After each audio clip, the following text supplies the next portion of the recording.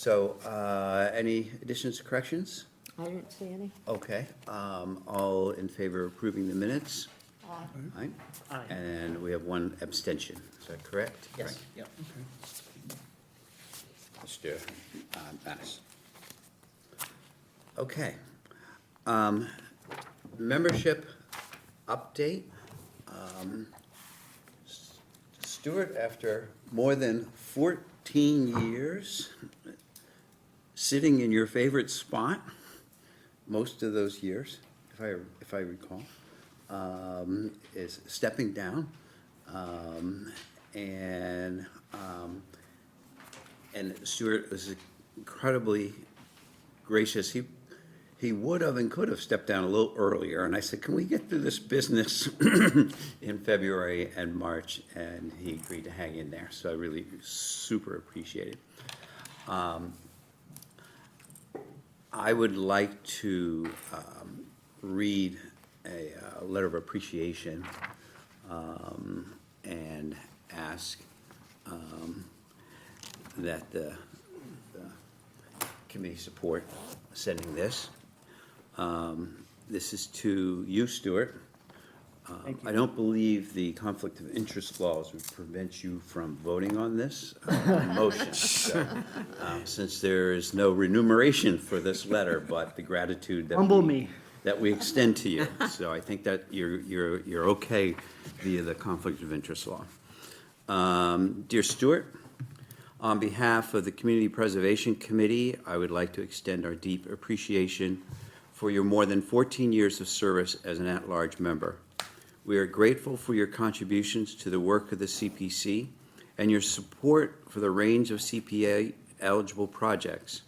The CPC has benefited from your knowledge and experience as a lifelong resident and local business owner, and your efforts as a member of the CPC have exemplified your commitment and interest in supporting projects that are a benefit to the whole Dartmouth community.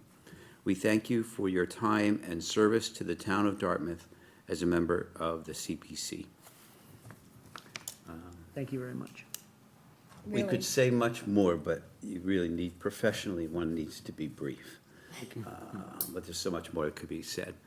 I get a motion to approve. Motion for tissues. All right, motion for tissues. I have a motion All to right, and a approve. second? I'll All second right, that. second that. And any corrections or additions you want to make? No, I appreciate the emails that he sends, okay? Yeah. And he's, very easy to read and understand, so I will miss you, Stuart. Thank you. Okay. Pleasure all meeting in- you and good luck. All Thank you. right, all in favor? Aye. All right. That's unanimous. I'm going to sign it, and we're, I hate to be chintzy, but we're going to give this to you and not mail it to you.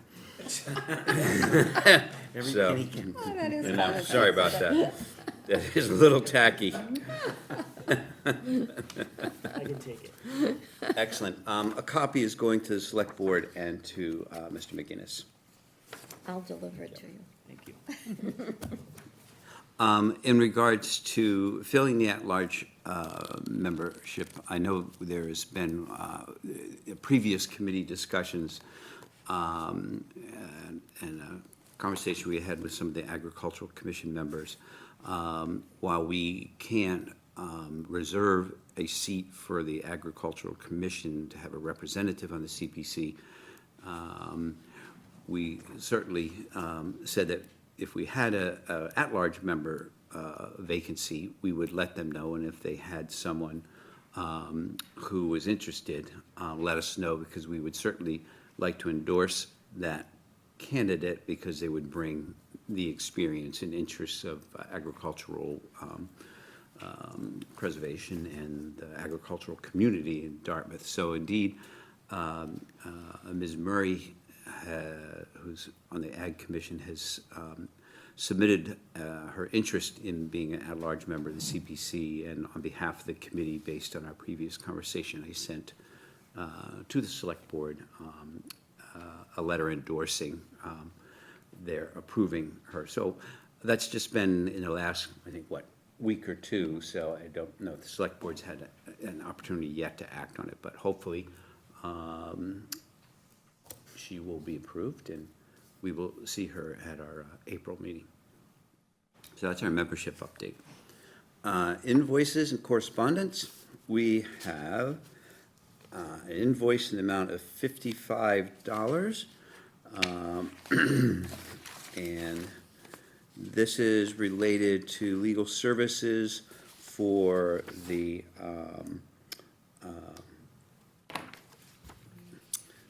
open meeting law complaint. That's what I'm trying to think. What is OM? Open meeting law complaint that we responded to, and Attorney Savastano's office assisted us with. And his email, which I did not print, his email had the hours, is it in here, point something? Yeah, I have it then. Yes, he did provide his hour breakdown, so this is, I think, probably, this is, I think, 15 minutes worth of time here. So we're going to take a look at that. Mike, when it gets to you, then we'll entertain a motion to approve payment.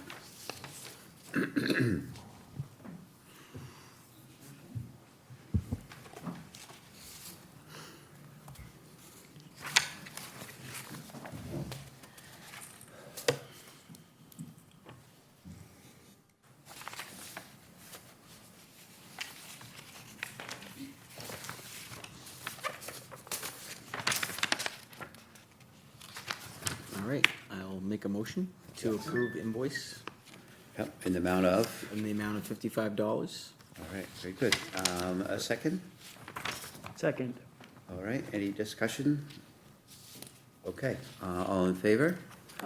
All right, that is unanimous. All right, very good. I believe that's the only invoice that we have. Okay. So we have several proposals that have been submitted for consideration for recommendations to the June town meeting for CPA funds. And at our meeting this evening, we are going to hear short presentations on the proposals, have an opportunity to ask questions. This is a regular meeting of the committee. So as folks who are familiar with open meeting law and just how town committees run, the chair has the discretion whether to recognize anyone during the course of our business. So that's pretty typical. However, in this part of the meeting, I am going to be asking and giving people the opportunity to speak and ask questions and offer comments on the presentations. I just want to let everybody know that that is my, it's just one moment, that's how I'm gonna run this part of the meeting. The rest of the meeting afterwards will be, again, a regular meeting that we hold, and it'll be my discretion whether I recognize anyone. But just for a moment, yes, sir. And if you need to speak, you need to come up here.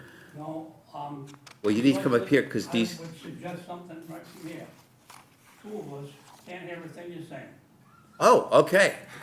Is this If better? I can hear what you're saying, I'm gonna agree with you or disagree. All right. Don't you have mics in front of you that you can speak We- into? I hate to say it. but No, good question. maybe we're We, getting old. yeah, me too. You're very quiet talking too, you know what I mean? I hate to Yeah, say it. but- all right.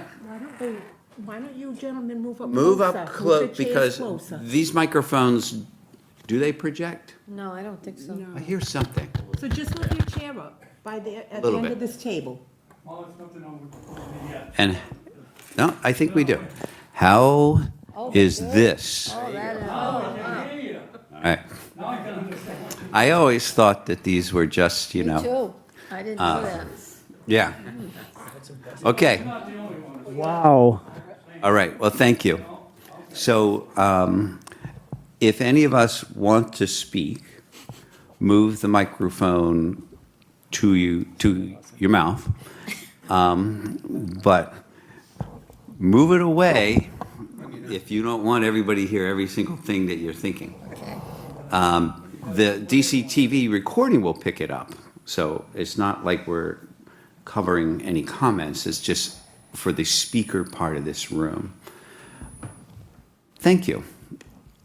I've had these speakers in front of me for a few years now and never really You did I. considered them as amplifying in the room, but clearly they do. Okay, very good. So, we are going to hear presentations, and when you want to make a or you're going to make a presentation, or if you have a question or a comment, you need to come up here because with DCTV recording our session, their microphones don't pick up at a distance. So you need to come up here to the podium, and I'll ask you to do that. Okay. So we're going to do the presentations in the order that we have in our agenda. Last month, the committee discussed the proposals, and we came up with some questions or requests for information. We shared that with the sponsors. So when you're making your presentation, if there is some additional issues or questions we had, it'd be great if you could address those, or if by way you didn't in your presentation, then we'll follow up with those same questions. So the first here that we'd like to talk about is the Cornell Pond Trail development. And I think, Chris, are you going to present for that? Thank you. Thank you. And one question, just because I know I'm going to be talking a few times. I have it together as one presentation. I know that the Northern Scenic Greenway is in there. Did you want to do that first, just to roll through the presentation as a whole, or I just want to make sure I'm considerate of that? If we just do it in this order, that'd be fine. Sure. So, thank you. Yeah, no problem. So I'm going to skip to the bottom here, so don't mind the word work. All right, so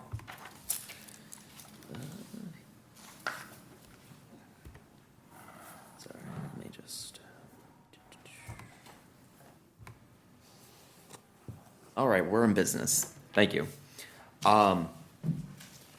So thank you so much for the opportunity to come here this evening to speak on this project as well as a few others later on the agenda. So again, this project is the Cornell Pond Trail Design Development. This has been a goal of the town for a long time, as well as our local Cornell Pond Advisory Committee. This evening, you actually have a couple of members of that advisory committee here. Thank you guys for coming, and certainly if you want to speak later on. But really the goal of this project, we're looking to develop design plans of approximately 600 linear feet of an ADA accessible walkway that starts from the parking area at the Cornell Pond property and heads west to the Howland Reserve property line. And so with that, it's going to be walking trails. There's going to be a couple footbridges required just because of the spillways and associated wetlands. But really at the end of this, the goal is to have a publicly accessible walkway that'll get you new access to that area where, as of now, it's very difficult to get to that section.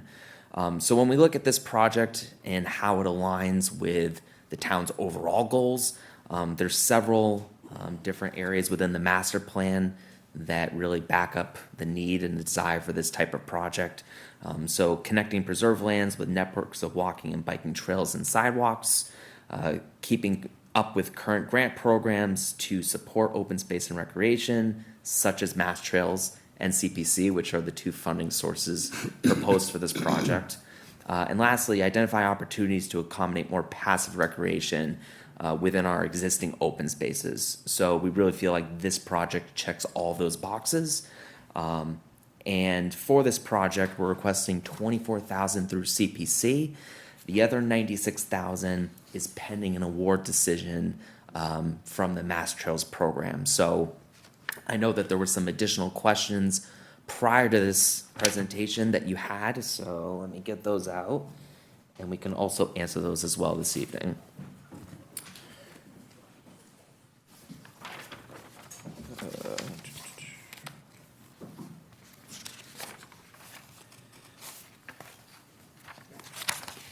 So the first question was, will the town of Dartmouth be the formal recipient of this CPA grant? The answer would be yes. Our town administrator's office would help oversee that grant application and make sure that all the reporting requirements necessary for this would be followed.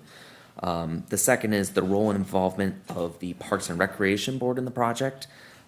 So we did have a discussion with the Parks Board on February 27th at their meeting with their representatives. We discussed the scope of work for the project. It was reviewed, and they did recommend that the project move forward. They spoke very highly of the project, and really they had said anywhere that they could provide support to the Cornell Pond Group, they were in favor of it. So, if funded, we would work with consultant engineers to bring in project stakeholders like the Park and Recreation Board, as well as the Cornell Pond Advisory Committee. And recently, the Pathways Committee reached out as well as interested parties to help us execute that project. The third question was who would be responsible for project management. Again, the town administrator's office. We will oversee the procurement process as well as the grant contract management. Our plan is to establish an interdepartmental steering committee that will really just provide general oversight to the consultant. The fourth question was the status of the Mass Trails grant. So we submitted that application at the end of January, and looking at the historical timeline of when they've made these announcements, they typically come out in mid-June. So we're expecting that same time frame again this year. And the last question is the basis of the current cost estimate. So what we did was we reached back out to Comprehensive Environmental, who gave us that initial cost estimate, and we said, hey, is there any opportunity that you could just really do a little more of a deep dive into those numbers? And so in the memo, and this was sent over, so you'll have a copy of this as well, and Buddy has it in front of him. So for the field survey and geotechnical survey, that's task 1. They're estimating $12,000 for the site survey, $7,000 for the CAD base plan designs, and $7,000 for the geotechnical borings. I apologize, I don't understand that terminology, but task 2 for design services, they estimate $7,000 for concept design, $10,000 to do the draft design, $4,000 for discussion and coordinating with various agencies, $21,000 for the final design plans for the project, and $6,000 for costing and technical specifications. Task 3 was permitting. The notice of intent, they're budgeting $10,000, and for the dam permitting through DCR, they're estimating $26,000. So that's a big chunk of the project. The last bit of this is the project administration coordination. So grant reporting is $5,000 and project administration is $5,000. So typically what they do is they'll provide us with monthly reports, status updates, and obviously just general coordination of the project through email correspondence, phone calls, and things of that nature. So when we were working on cost estimates, we did reach out to 2 other firms in addition to CEI, but we did not hear back. But CEI is a firm that we're working with on another project in town currently. We've had very good success with them so far, and so I'm confident that the pricing we see here is going to be pretty accurate to what we'll need for the funding. And those are all the questions that were ahead of time, but certainly any additional questions on the project from the committee or the public, I'm happy to answer, and thank you. Great, thank you. So first, from anyone who is present here who either has a question or would like to speak in favor of this project, please raise your hand. I'll recognize you and ask you to come up here.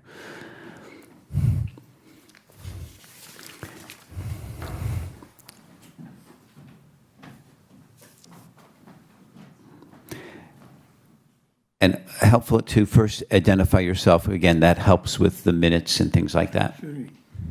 Excuse me, I'll be 89. I was born the same day this dam was built. Wow. Congratulations. Bill Chandler, Chair of the Cornell Pond Advisory Committee. I've had the pleasure of speaking to your group before, and we're very supportive of this project. A lot of the work has to do, it's hands-on, not too much mechanical equipment you can get in there, but we've been at this for 6 years already. We've accomplished a number of things, but we think this grant will be most applicable to continuing not only the area protection for the public, but also connecting up with DNRT trails. I'm here if you need any, but Chris is doing a great job, and we're glad to have him on board. Great. Thank you. Thank you very much. Anyone else who would like to speak or to this project or have a question? Yes, sir, if you come up. Thank you.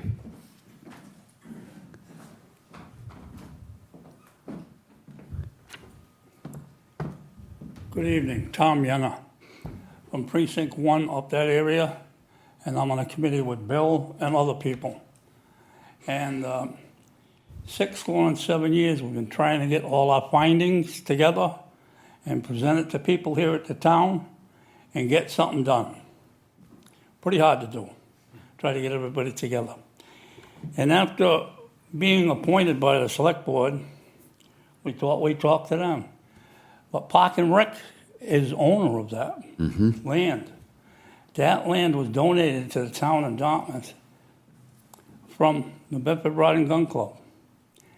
And I believe they gave it up because of the spillways and the dams. Wasn't right, so they didn't want to take over it. So the state comes down and says, hey, we're going to look at that dam. Hey, that don't look good. So we had a time frame. I think it was 3 years to do something. Well, after checking it all out, they advanced, they gave us 10 years. But that's coming up. Something's got to be done. So it was different opposition what to do. They wanted to just pretty much let it go. Go back to what it was before they even built the dam there. And I don't think that's the right thing to do. Town, there's problems with water and sewer. You need to take care of your fresh water, you need to take care of your sewer. So that's a good way to do it, is keep it what it was there, what it was made for. So when it comes along, we need some money to do something, we wait, go to the town meeting, they accept it, okay, we get some more. And the biggest stop of the whole thing was Corona.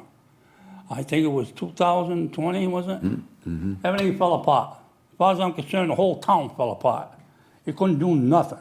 Could hardly come in here and do anything. So it's what we've been able to try to do has been awful slow. You know what I mean? So we're here this evening just to tell you what we've done so far and what we're looking to do. So DNRT got land next to us. They want to hook it together and make that trail. Here's the guy that represents both of us, kind of gets us together and trying to get what we're going to do. And that land was donated to the town years ago. So, and there's no way to park there to go through that DNRT property. I own the farm across the street. I told people, get off the road, go in my farm and park and walk.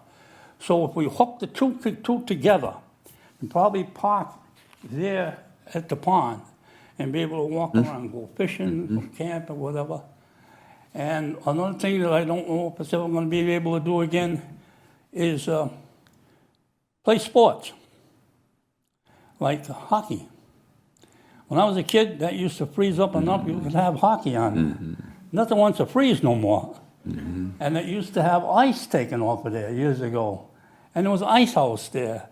And up above, the water comes down through the Rod and Gun Club. That was the first sawmill around in Dartmouth. They used the sawdust for the insulation for the sawdust. So a lot of things have gone.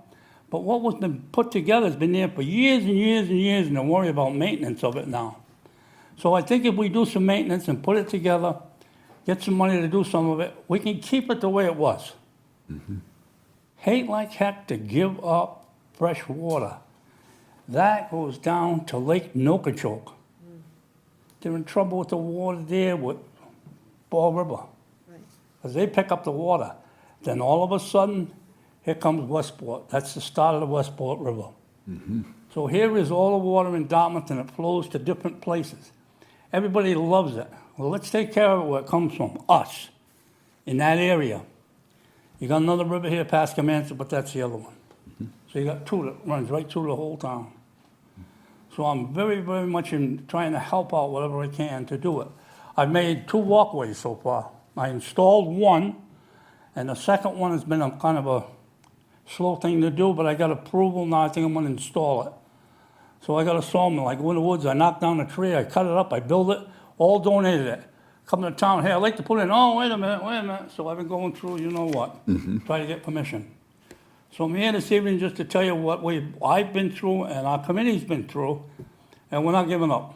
We're trying to get, help from whoever we can to do whatever we can. And so, thank you for this evening. Great, thank you. Anyone else before I turn to the committee? Okay. Any questions, comments from the committee while we have the presenter here on this project? No, thank you. Good presentation. No? Answered all the questions. Yes, Jim. Move the microphone close to you and, yeah. What do we actually know about the soundness of the dam? From professionals. Yeah, so this is really going to help us start that process to review it. So one of the things they did mention to us was, as part of those footbridges, there are going to be some pylons that need to be put in. Now they're going to check, obviously, the structural integrity of that surrounding area. But we are mindful, obviously, of the dam's condition, and it's something where if at a future point we need to amend the scope of work to include that or additional work on the dam, it's going to be through our consultants who are making those recommendations through the process they'd be doing anyways as part of this design work. So the answer is, we hope to learn something, but we don't have any hard information on that right now. So there has been site inspections done, but in terms of our own engineers going out there and recommendations for improvement, that's still a ways off. Okay, Yeah. thank you. You're welcome. One question I had, if the trails grant doesn't come through at all or in its full amount, can any of this still proceed with the CPA funds? What might you do in that case? So what we would most likely look to do is look at those 4 tasks and see, based on the funding that we had available, if we were able to accomplish a portion of that initial scope of work that was proposed as part of the design development. It's something where once you're started, you really just want to get through that main phase, but we also understand that there may be funding limitations there. So I think the biggest component of this ultimately is going to be the permitting piece. So if we can even get done a little bit of the design, the site work, and then maybe break out the permitting, that might be a path forward if we have partial funding ultimately for the project. Great, thank you. Yeah. Okay, if there are no further questions, we will move on to the next presentation. In our agenda, if I didn't already mention it, further down in the agenda, we will take up recommendations for warrants. So that part comes later in our meeting. So thank you. Are there folks here for the Scenic Greenway? Yes, ma'am. Please step up.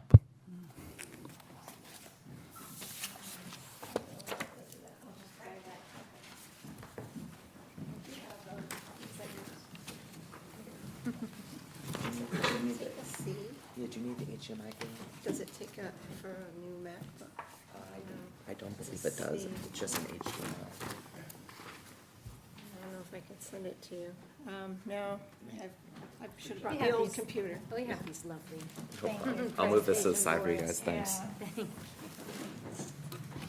So I apologize for not having it on the screen. I didn't realize that was an option this evening. But we do have some smaller illustration. You can introduce us, Mr. Are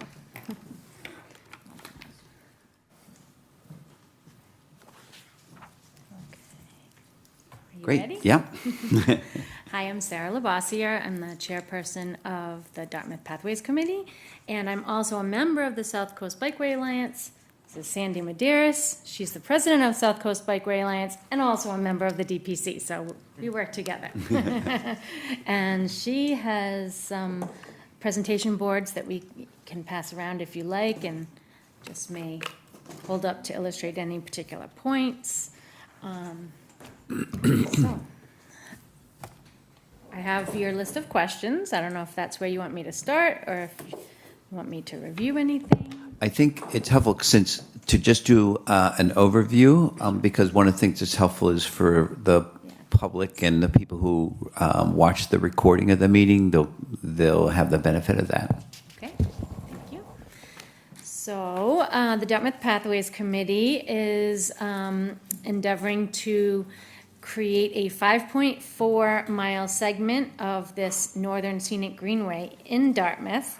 And this will connect to Westport and to New Bedford. And then farther out, we have South Coast Bikeway has a 50-mile route planned out, and we're trying to protect as much as possible. Dartmouth does not as yet have any shared use paths, and we would like to have that wonderful length of segment would be the longest segment in our 50-mile South Coast Bikeway. So it'd be great for Dartmouth to be able to see that come to fruition. So to that end, we had, what year would you say we started with the feasibility study? In 2018, in 2019, we applied for CPC grant funding from the three communities, Westport, Dartmouth, and New Bedford. And all three communities awarded us $10,000 each to apply for, to be applied for an initial feasibility study to be performed by Serpent. And the South Coast Bikeway Alliance did their first annual Pedal for the Path and raised an additional $5,000, so that got us phase one. Serpent went back on our behalf and continued the study with phase two, using those funds from phase one as a match, and did a more detailed analysis of, they determined there were 4 routing options through the 3 communities. One being the southernmost route, which would connect with the Cove Walk in the south end, go through South Dartmouth, Paith-Narram, Dartmouth Street, Paith-Narram, and then head to Westport that way. That would be a mostly on-road route, no division from traffic. Then there was a more central route, which is Route 6, highly traveled route. Huge expense, Mass DOT project.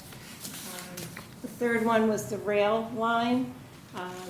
Unfortunately, unlike Fairhaven and Fall River and Mattapoisett, our rail is still active. So Massachusetts does allow rail with trail, but the study found that option was really not a possibility, given the conditions, the wetlands, and the fact that it's a single rail, it's very narrow, you can barely get the train through, never mind have a bike path.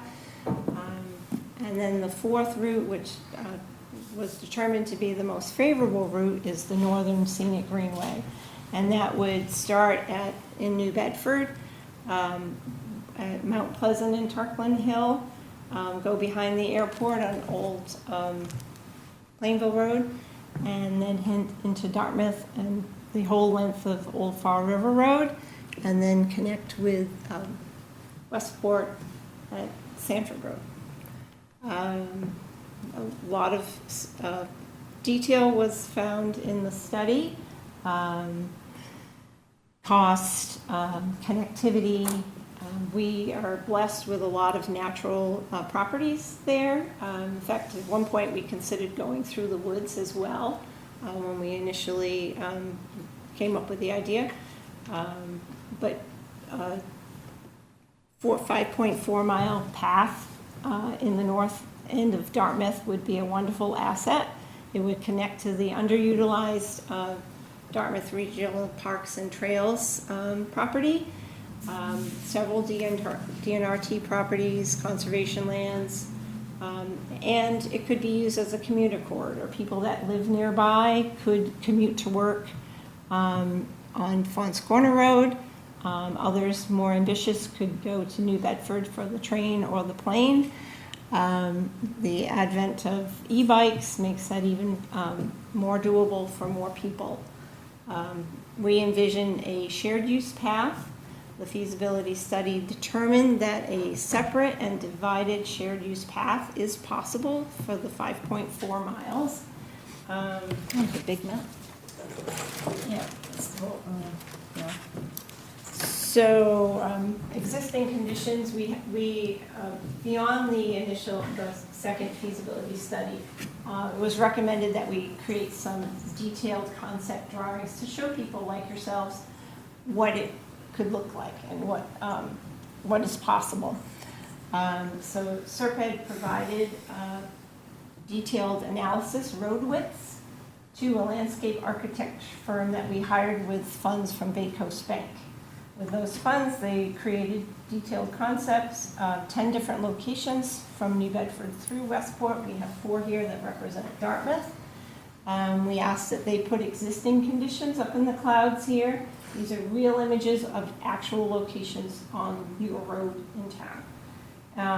And then we had minimum standards for acceptable pathway widths. So we weren't going to represent something that we couldn't get funding for. They're state minimums. They're not going to fund us necessarily if we can only fit 7 feet for a shared use path. So we made sure, we did our homework and we kept the center line constant to keep costs down. A lot of the travel lanes did not change at all in size. And the study also identified, some obstacles, but not all. So we're here today to ask for funding to further this project. So we're looking to do further design and engineering. And we hope to apply for a Mass Trails grant February 1st, 2025. And these funds awarded by CPC would be as matching funds. We have estimates that it would be $160,000 Mass Trails grant with $25,000 additional from CPC, and the South Coast Bikeway has already voted to put in $15,000 that we've raised with our Pedal for the Path fundraising efforts the last 4 years. We also just, South Coast Bikeway also pledged $5,000 recently for Westport to further their study for their portion. And they actually got an application in this year's February 1 to study their continuation of the Quequechan River Trail, but in Westport. I know that was a lot, but we've been working on it for a dozen years. So we ask for your support, and we do have some answers to your concerns Yeah. or questions. Your first one, did you want to Well, I'll take it? just clarify that we applied to the CPC for that 5.4 mile segment. At the time, we were thinking, we had met with Mass Trails teams and Mass DOT and Serped and had a meeting, and it was a toss-up. We asked the question, who should apply? Should it be Dartmouth alone, Westport alone, New Bedford alone? Should it be regional? Mass Trail said it could be any of them and there were no advantages one way or the other from their perspective. And so we chose to go with Dartmouth alone because we thought that was more, we're Dartmouth residents, it was more under our control. We have since, so that's why we're just dealing, the CPC is just dealing with this 5.4 segment. It is a wonderful standalone project. According to the previous presentation, it hits all those same points in the master plan, and it connects. It's along Old Fall River Road. It connects to Cornell Pond, and it offers connections to passive recreation and protected lands. So this is a great 1-2 presentation to have in a row. So it's a great standalone project. Our ultimate vision is to go farther, of course, and as Sandy mentioned, Westport's already underway. New Bedford is focusing more at this point on their north to south. And when we mentioned that to Chris, he was kind enough to advise us that really it would be great to get everybody in one room. So we did choose at that point to not apply for the Mass Trails grant in 2024. And so our application still stands, because if we were to have these meetings and it was decided to do take the regional approach, then we would ask the other towns to put in matching funds because it would be a larger cost. But it's still the same ask from the CPC for the same project. And the answer to your first question was, will the town of Dartmouth be the formal recipient for the CPA funds? That depends on the answer that we come up with. Our intention is to apply for Mass Trails in 2025. We'll have to find out what the select board would prefer, and as well as the other towns on either end, and how should it be regional. So if it's just a standalone and every town's going to do it alone, then the town of Dartmouth would be the recipient of the funds. If it's regional, then either Serped or South Coast Bikeway, being regional organizations, would probably be the recipient of the funds and deal with the paperwork, things like that. Any other follow-up questions on that question number 1 or anything else? Yeah, so let's see if I can follow you. So in terms of the CPA funds, Yes. you think there's still a question of who the recipient would be? Because we are asking for a deferment. I don't think I said that word, right? Because we're going to apply for Mass Trails in 2025. This was intended as a match. And so by the time we're ready to apply, we will know. We have a whole year. I see. Yeah, We would come. We can give an update. Back for the funds at fall town meeting from Dartmouth. So we wouldn't need the funding until fall town meeting, so that would give us time to meet with the select board and also the other communities to solidify the ask as if it were strictly Dartmouth or the greater project. And this is design and engineering, this is not build, so like Sarah said, we'd still need to design and engineer our portion. But I think I'm just trying to think, because you can do regional projects with CPA funds, but, okay. I'm just trying to sort of figure, like, if the town of Dartmouth received the CPA funds for this project, I'm just trying to think of, would they be prohibited from using the funds if the Mass Trails grant was a regional grant? Wouldn't the town just say, and this is our part of it, or? I can provide a little additional clarity Do you want to come up? Yeah. So I've been working, Chris Vitale. So I've been working with the Pathways Committee for the last month to 2 months on the proposed project. So as they said, this has been sort of a multi-year effort to put a shared bike path through Dartmouth and connect us to the regional bike network. But with that, when this last application for Mass Trails came around, and obviously being new to my job, and we have a couple of other new staff here in town, looking at this project and saying, hey, we think there's a few additional conversations that need to occur.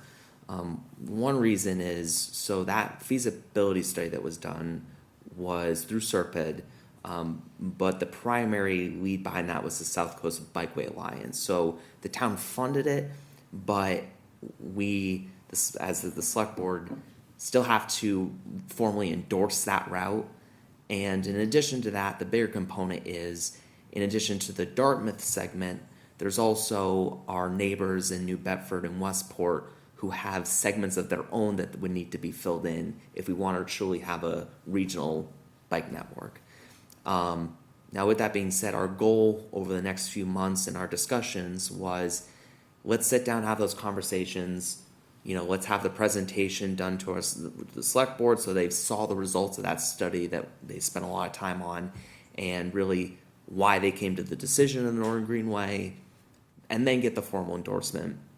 And then, just because we weren't able to do that in that short time frame for Mass Trails for earlier this winter, the idea was, over these next couple months, we have those conversations, do a little more education, and seek CPC funding for the match at fall town meeting. So at that point, unfortunately, the application was already put in here for the annual town meeting. But again, we sat down, I met with Pathways here a couple weeks ago, and we kind of discussed that route as an alternative. So the idea would be, if we did receive that funding and we did apply, similar to what we did with Cornell Pond, the town would be the applicant for the Mass Trails application for the Pathways Committee. And if it was something where we complied as a joint application with our neighboring communities, the idea is just, how competitive can we be to put the best application forward and get the most money? Because, this is ultimately, a multi-million-dollar project that's going to involve multiple design phases for each of the different segments through the towns. So it's going to be a lot, but it's, at the end of the day, we're hoping it's going to be an asset to the town. So hopefully that provides some clarity, and I'll turn it back over to you guys. Yeah, I think so, because I think, so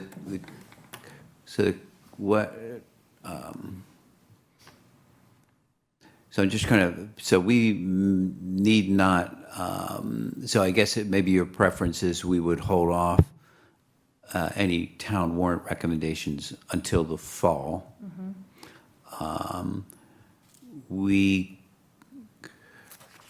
So I think, yeah, that would make sense. But the one thing is, if the entity applying for the CPA funds changes, then we would need a new application, and that would have to be with our June deadline. Okay. Right? Because right now what we have is the town of Dartmouth is requesting CPA funds in this amount. But if it's going to be Serpide submitting multiple CPC applications in Westport, New Bedford, and, if it's a different entity, then we would need a different application. Yeah. Betty, can I ask you a question to clarify on that? Yeah. So if the town were, say, to be the applicant, and they were given the $25,000, and then Serpide was the applicant on the state grant or the Pathways grant, Mass Trails, could our funding source, could the town still use that as their match? Like, it's just the source? Right. I would think even so. though- Yeah. So it wouldn't, I guess what I'm asking is, does Serpide really need to come to us, or can the town already have an award from us that they can then just say, yep, here's our match? Westport can have their match, New Bedford could have their match, but it's just like a source. I didn't know. That's how I thought this was going to work, but I guess, so I wasn't sure if you were saying that perhaps a different entity would be asking for the CPA funds, but I would agree with Mike, and if each town is going to bring their CPA commitment to a joint Mass Trails project, then, we could certainly just proceed with what you've sent, what you've proposed. It would go to the town of Dartmouth, and the town of Dartmouth would use it as its portion of the match. So that's why I just wanted to clarify, but if you're going to Makes sense. think a different entity was going to apply for CPA funds, then we need a different application. We can defer our action until, October town meeting, but I just want to be clear, I would think the town could just ante up its portion. I'm trying to recall, we applied for the CPC funds previously, the three communities. And I believe South Coast Bikeway applied for the Dartmouth CPC. I'm doubting myself now, because I was early in the Dartmouth Pathways Committee. I'll have to actually dig out the application. I just didn't That's know my if memory the- too, I If they think. have to be the same applicant, I guess that's my question, is Yeah. like, do they have to be the same, or can you just be one of three that's have it partnering, with me. that's all. I probably have the application with me, the original one. Is there any follow-up work we can do to find the answer, a definitive answer to that question? Well, I think the only thing just to keep in mind is if the entity, if the town of Dartmouth can bring its CPA commitment to a Mass Trails grant match, whether regional application, then there's nothing you need to do different than what you've submitted. But if a different entity has to bring the CPA commitment, then you would, we'd need that entity to apply for our June deadline. So the town of Dartmouth couldn't give money to Serped, who would then give money to Mass Trails. That would be too messy, that's what you're That saying? might be a little tricky. Right. That might be a little tricky because I think Guess I town, would defer, do you guys know how Mass Trails works? Do they require that their applicant be the one who's bringing the match? Or, you know what I mean, or can they get their match from I other did sources? not go that deep. That's all I'm saying, So, you might yeah, wanna just good. check that out, So that's we all can I'm- check that out, yeah. That's all I'm suggesting. All right, I think we're on the same page. okay, Thank great. you. All right, that's number one. The second question, did you have something else you wanted to add to Well, that? I have the actual application. This was in, The applicant in 2018 was the South Coast Bikeway Alliance. in Dartmouth, So sent you the money. But I believe Serped managed it because we hired Serped to do it. Right. So they gave South Coast Bikeway the individual bills for the individual committees to pass on to their Right. towns or cities for payment. So South Coast Bikeway was the applicant. So it's been done both ways, but we're hoping they'll just say yes, that Dartmouth can do a combined. So, good. So in this instance, we're hiring one engineering firm to design and to do further design and engineering studies of the path, whether it be the 5.4 in Dartmouth or the whole thing. But tonight, we're saying it's just the 5.4 in Dartmouth. And then question number 2 rolls right out of that first one. So who would be the project manager, including procurement, contracted services, contract management, general oversight? So I think it depends on who is going to be, is it going to be regional or is it just going to be Dartmouth? If it's just going to be Dartmouth, then that stands to reason that Dartmouth would be the general, do all those particular tasks. But if it were regional, then whichever, Serped or South Coast Bikeway, most likely, then they would be doing those tasks.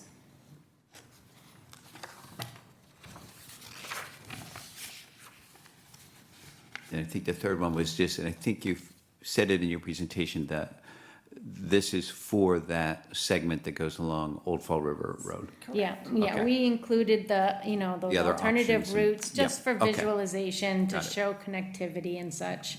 But it's just that main line along Old Fall River Road. The It doesn't mean we don't want all options. Right, eventually.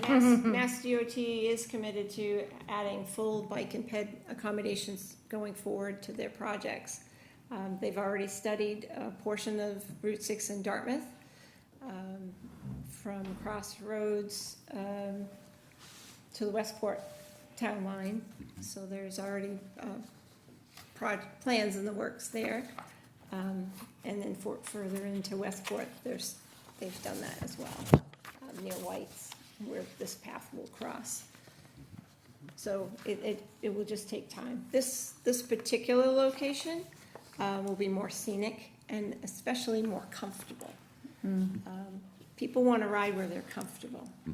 And yes, people will ride along Route 6 if it's protected, to get to where they need to go for groceries, the gym, their place of employment. But if they want to go out for a recreational ride, they want to be comfortable. Or if they want to go with someone that's new to cycling, or someone that's younger, less experienced, then you need a shared use path for that. And this will provide a lengthy segment of shared use path. Okay, great. And did you all have a further, more of a breakdown of the $200,000? So what we have, I made two Okay. copies, which you can further copy if you like, but it's a lot of, I'm not gonna read all of it, No, it's okay, but several if you can just pages. submit it, that's, Yeah, give it to us, that's we fine. had asked for an engineer who's affiliated with the South Coast Bikeway to draw up a professional, hypothetical, that if he were bidding, these are the tasks, and this is how much time, and it clearly illustrates that it covers the budget of the ask of the grant. So I'll just. That's great. And so your preference would be that we would defer action to the October town meeting? Yes. Is that right? Okay, very good. Okay, thank you. Anyone present who wants to comment, questions, or comment? We've been asking our questions. Anything further from the committee? I just have Yes, Mike. one quick question based on these designs. So I'm looking at, on the slide, you have the narrow section where it seems to be two-way bike traffic. And then you have another section that's seems to have one-way biking on both sides of the roads. Is there That's a Westport. is there a connection between the two somewhere? So if I'm riding on Old Fall River Road on the, on the single lane, I want to get over to the other side to get on that double lane. So the study is going to determine further identify existing conditions and which side of the road is the best for placement. You've got utility poles, maybe natural walls, hydrants, things like that.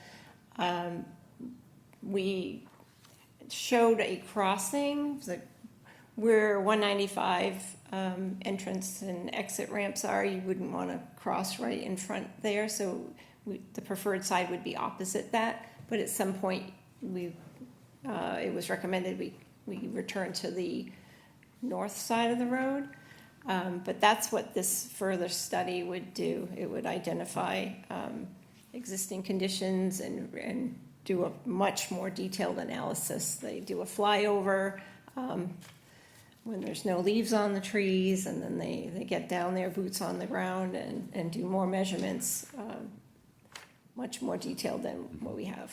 Yeah, these drawings were just conceptual Right, and yeah. illustrating a few points, but Sure. we I didn't was just illustrate, yes. Wondering what the thought process was. That's all, Yes, there's gonna be a- the double lanes versus the one lane.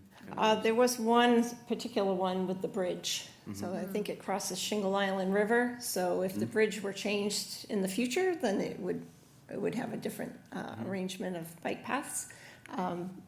But as it exists today, that was what was recommended. Yeah, was depending on the width. 2 single lanes. So yes, somebody would have to cross at some point, and it would be at a safe location. Okay, Thank you. great, thank You're you. welcome.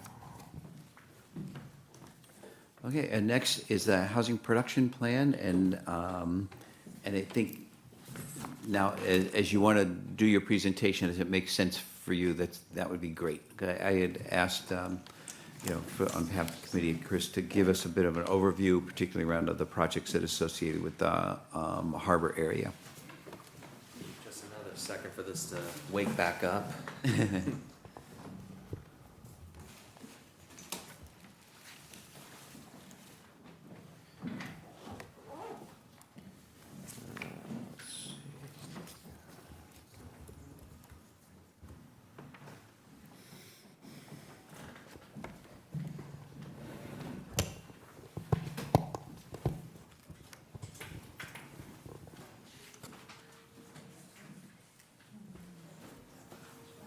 The best IT trick, unplug it and plug it back in, right?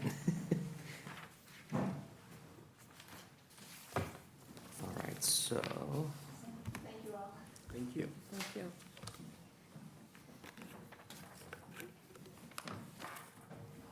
So once again, Chris Vitale, Assistant Town Administrator. So what I'm gonna do for the presentation is I'm gonna give a summary of the harbor management plan.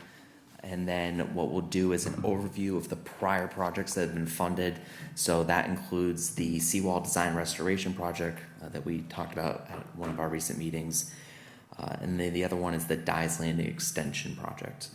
And then we'll get into the 2024 request. So that includes the Pontiac Park and Dyes Landing, the master plan, the harbor dredging and design, and the housing production plan. We already went over Cornell Pond.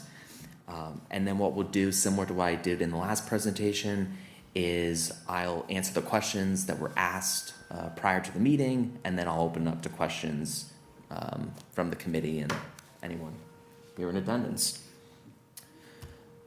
So, harbor management plan.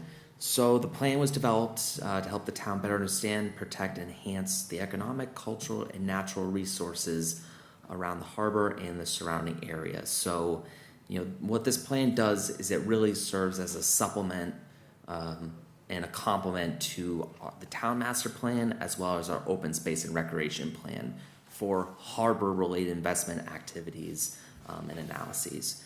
So within the plan, it really is a broad set of goals, objectives, and recommendations. Now, there are some specific recommendations within the plan, but then in other areas and other recommendations, it's more high level where, there's a lot of different activities that are compatible to achieve the goal that's outlined within the plan. So the final plan that we have was approved by the Select Board in May 2019, and the implementation of the different recommendations within that plan, there's a lot of different entities within the town that work towards those goals.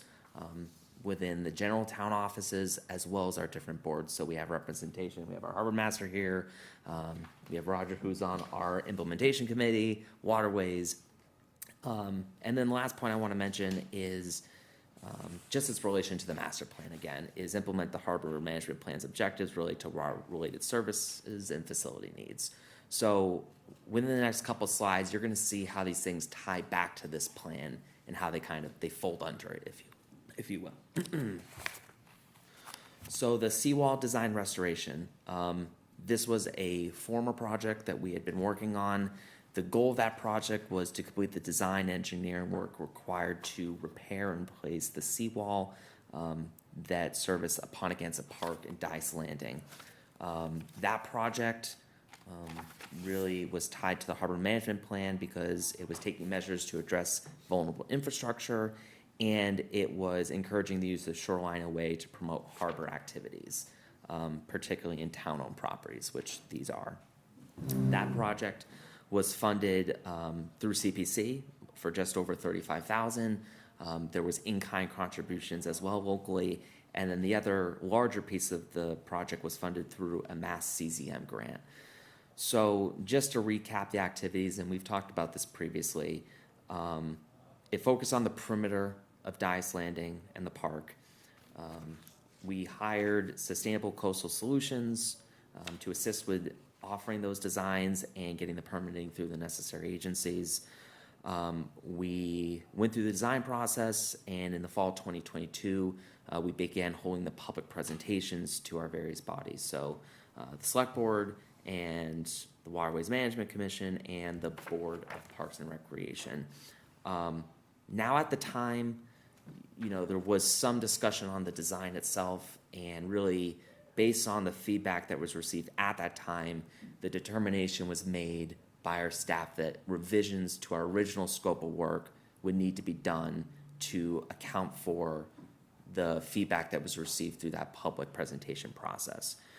Now, there was a little bit of a gap between when those workshops took place and, really when it came to me and I started having conversations with the state as to, hey, we have to make an amendment to our current grant contract.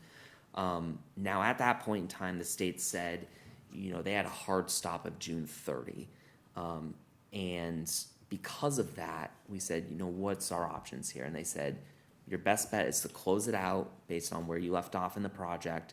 And really, after you have those local conversations, come back and apply as a new project and your updated scope of work. And so that's what we did. So the project was stopped, and we closed that with that grant, and we remain in good standing for the June 30 deadline. So that's a former project. Now, current activity is the Dyes Landing expansion. Now, this has been a multi-phase project between the feasibility, doing the design work, and now we're really in the final design and construction phase. Again, this project links back to the management plan by determining feasibility of creating additional boating facilities, again, encouraging and promoting the use of harbor and town-owned areas, and ensuring that the infrastructure and resources in place support commercial and recreational fishing activities within the harbor. For the funding for this project, $200,000 was provided by CPC, with some more local in-kind contributions, and then the remaining portion was through the Seaport Economic Council for just under $1 million. As some recent updates to that, we executed an agreement with FOF February 6th, so this past month, to do that final design, bid services related to the project. We anticipate bidding this spring for the project. Construction will occur later this fall after the season is over, to make sure that we're not going crazy here. And that construction will last through the winter. And we anticipate the punch list and closeout will be next spring. So that SCC grant closes out next summer. So this timeline gives us a little bit of time. If there are delays, if there are any issues that we need, it gives us a little buffer, which is very good. And then, like I said, the last point is we're expected to be completed by June 2025 of this project. Not 24. June 2025? Oh, punch list closeout. My apologies. So Roger made a point on the project update. 2025. So speedy. Yeah, one bullet down, you see, I said, Yeah. June 2025, that's the correct timeline. So we're already in 2024. I can't believe it. All right, so now we're going into upcoming projects and what is in front of you here this evening. So the first is the Dyes Landing and Apponeganset Park Master Plan. Now, the goal of this project is we're looking to do a comprehensive report of the park as well as Dyes Landing to detail how the town should make investments in this property going forward.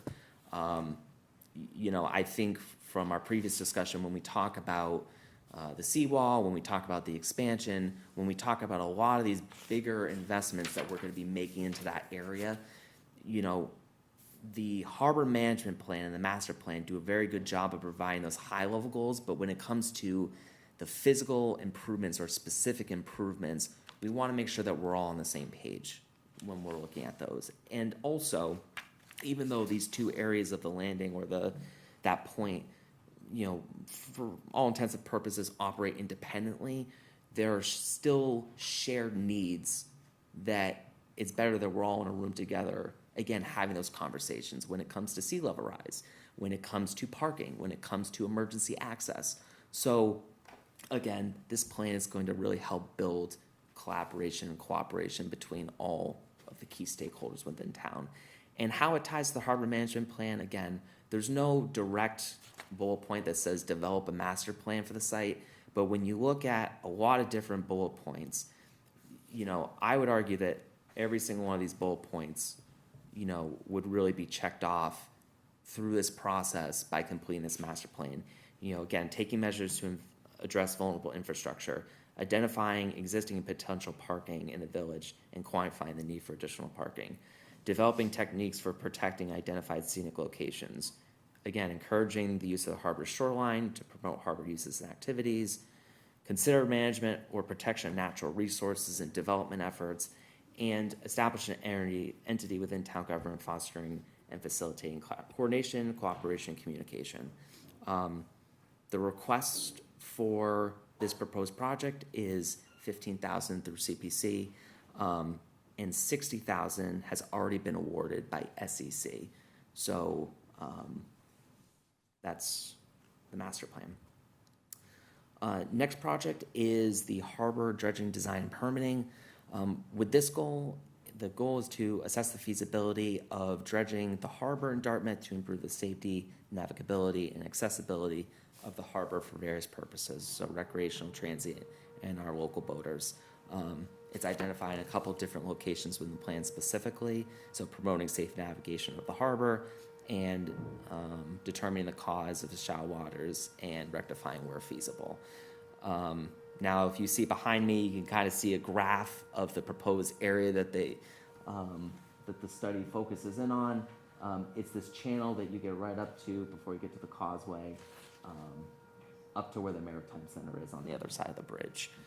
So for this, $10,000 is being requested through CPC, and $40,000 has been awarded through SEC for this activity. It just, Chris, sorry to interrupt, but Of course. the red outline around the boat ramp at Dias, is that also part of this? Yes. This study, okay. Yes. And I'm changing gears a little bit just because I wanted to really tie those harbor-related activities together. But another application that's before you is the housing production plan. We have talked about it previously, and how important a housing production plan is, because it's really our strategy for meeting the housing needs of our community in a manner that's consistent with the state statute. We had a 5-year housing production plan. It expired this past February. Now it's really important that, you know, we kick off this project and undergo these activities as soon as possible, because the process is long. It is going to be about 1.5 to 2 years for the full completion of the housing production plan. And obviously, in today's times, we want to have a strategy going forward. So it's identified within our master plan, ensuring adequate affordable housing for low and moderate income residents, and specifically pursue the goals and implementation strategies of the housing production plan. So we want to make sure we have one. Through CPC, we're requesting $25,000. Now through SERPID, it's to be determined. So originally, I had submitted this application for $25,000 through CPC with the hope there may be of the administrative funding available, so that we could start that project at the start of the year. In conversations with Buddy, he said, you know, we don't have the funding available, but this is a good candidate for full application and consideration for town meeting. So we felt it was important to put the application in with CPC. Now, with the DLTA assistance, the CPC application we put in, we use this application as a match for that application. Now, ultimately, how much they provide us, they might provide us the full amount for this study. I did have a very informal conversation, and she said, we might be able to cover all of it, but if you do have your local CPC match, that'll help us a long way. So that announcement's to be determined. They said they're looking at our application very favorably, and they also said that they would fund the project. So I'm. Pardon the interruption. Of course. DLPA. Oh, I'm sorry. District Local Technical Assistance. It's a grant program that's administered through SERPID. So. It is a grant from whom? SERPID. Who's SERPID?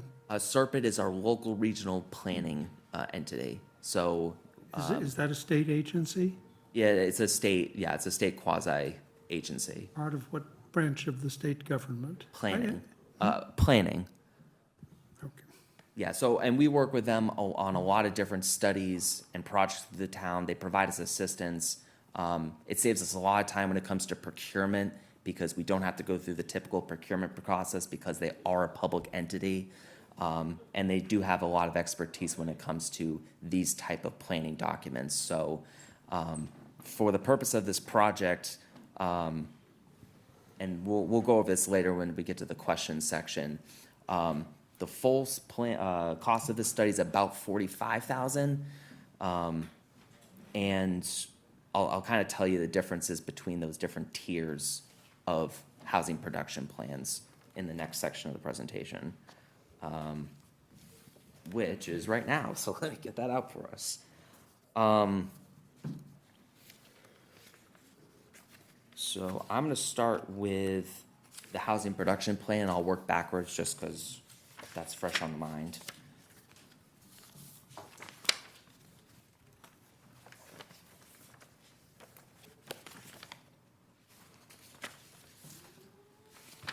My apologies, my page is a little out of order, so if you give me 1 second, we'll get those back on track.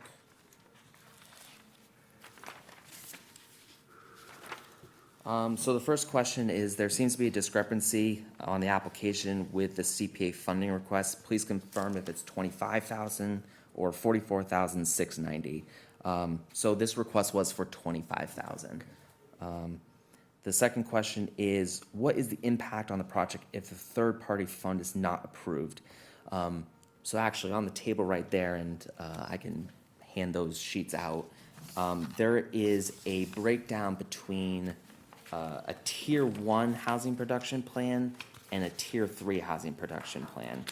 And so how Serpent breaks it out is, what are the bare minimums that the town needs to have, the different components within its housing production plan.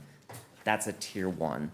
A tier 3 housing production plan is, hey, what analysis can we do? What additional public input can we provide?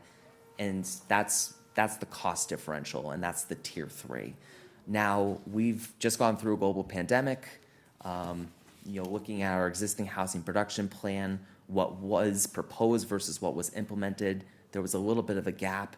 And so what I'm proposing through, I guess, both sets of applications is the tier 3, because I think now more than ever, having updated data, doing the analysis, and really setting us off on the right foot going forward is really what we want. However, if the funding's not there, the $25,000 through CPC will allow us to meet the requirements from the state within the housing production plan.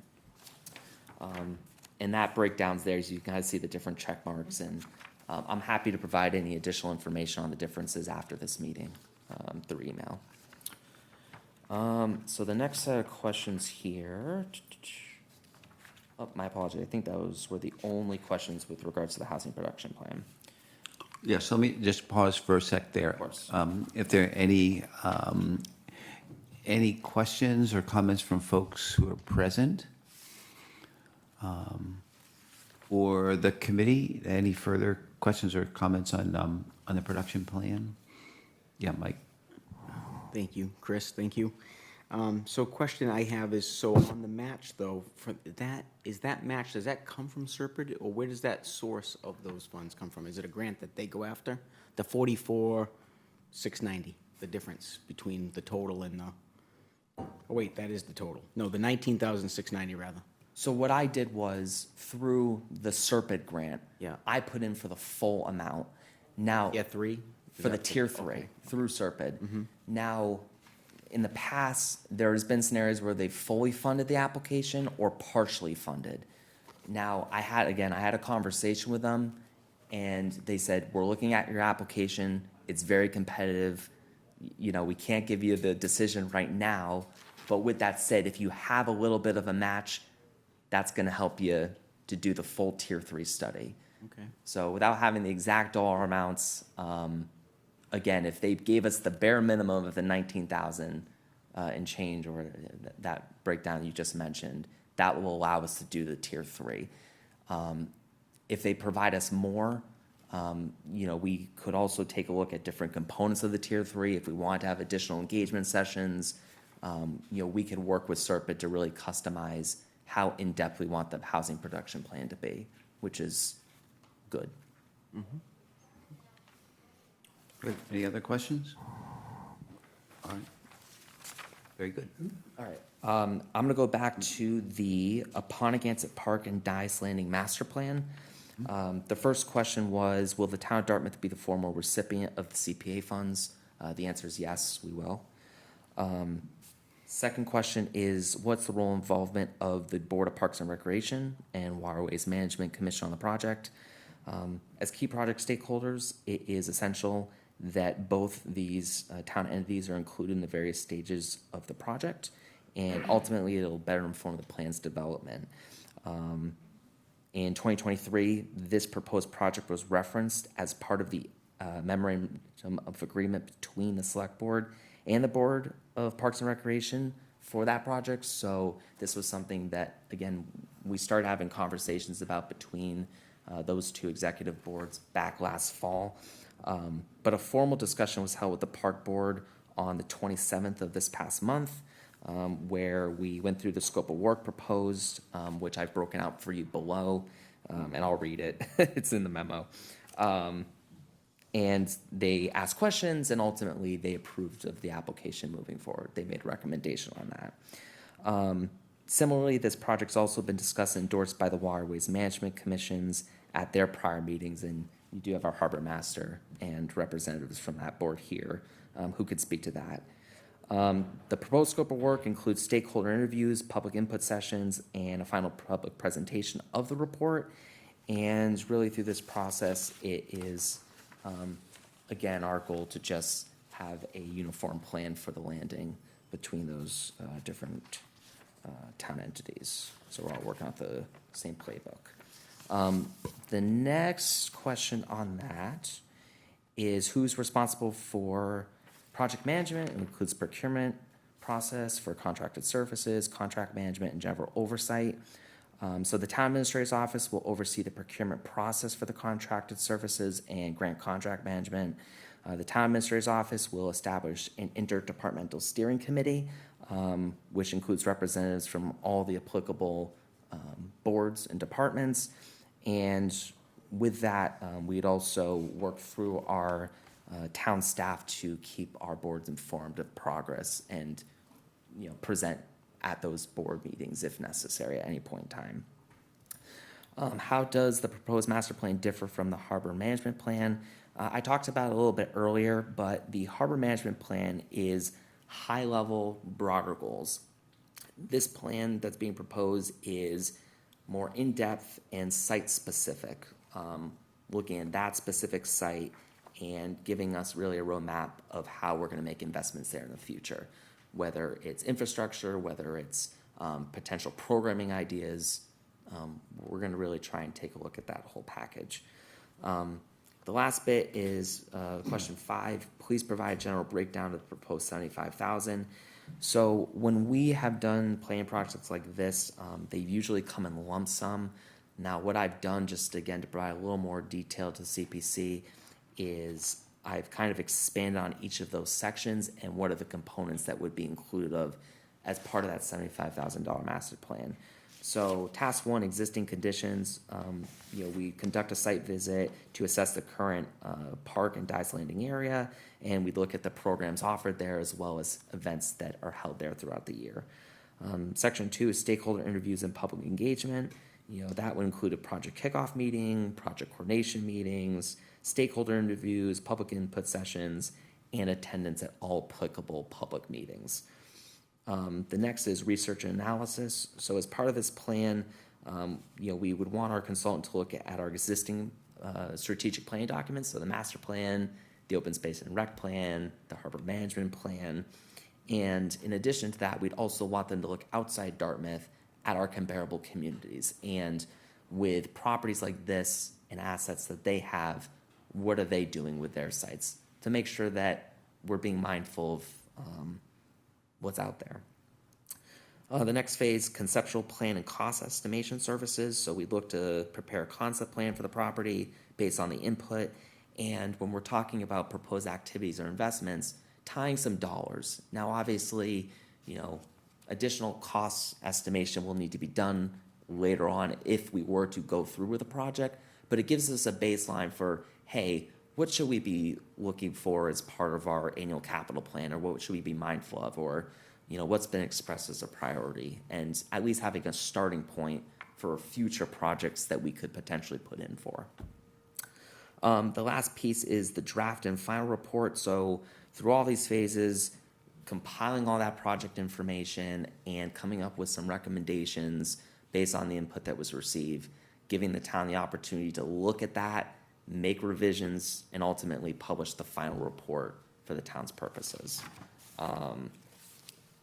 And that would be the final deliverable for the project. So I think that's all the questions on the master plan. Is there additional questions on that project? The committee, any additional questions? Jim? I'm having a hard time following your sequence. I apologize. We were talking about which plan? So this is the Apponeonset Park and Dice Landing Master Plan. Fine. Yes. Perhaps it's a broader question. Over the past year or two, I've had a very hard time discerning that there is between the Waterways Commission and the Park and Recreation Committee harmony and unity of purpose. And my support for development plans for Dias Landing that involves the regions of town land that is under those two different jurisdictions will be very dependent on whether we have in this room at the same time individuals from both of those entities singing in sweet harmony. And just going forward, I would hope to have a higher level of easy cooperation between those two bodies. That would strongly influence my willingness to support anything at Dias Landing. No, I think that's a reasonable point. What I would say is that through this project, we are trying to create that structure to open up that line of communication. I think that each of those two different groups within town have their own responsibility. They have their own charge, if you will, but how they relate to each other and how the decisions that are made impact that overall area. Again, this is going to open up a line of communication. The good news is both of those groups have endorsed this application moving forward, which means they want to see this type of project occur. Is someone here from Park and Rec? That unfortunately not this evening. But with that said, they did make a recommendation at one of their public meetings, and I'll really let them speak to that support of the application. But again, I think that the idea is this is the start. This is the start of opening up a line of communication between those groups, and it's not going to be something where, all right, here's the funding, now go figure it out. No, it's going to be our office who's going to be part of that process, who's helped facilitating the meetings, and also the fact that we have a consultant coming in who's going to be able to sit down with each of those different groups and really identify the pain points. And again, as I said previously, there are shared issues that both entities are concerned with when it comes to the landing. Sea level rise is one of them. Parking is one. Emergency access is one. Access to other public space that's adjacent.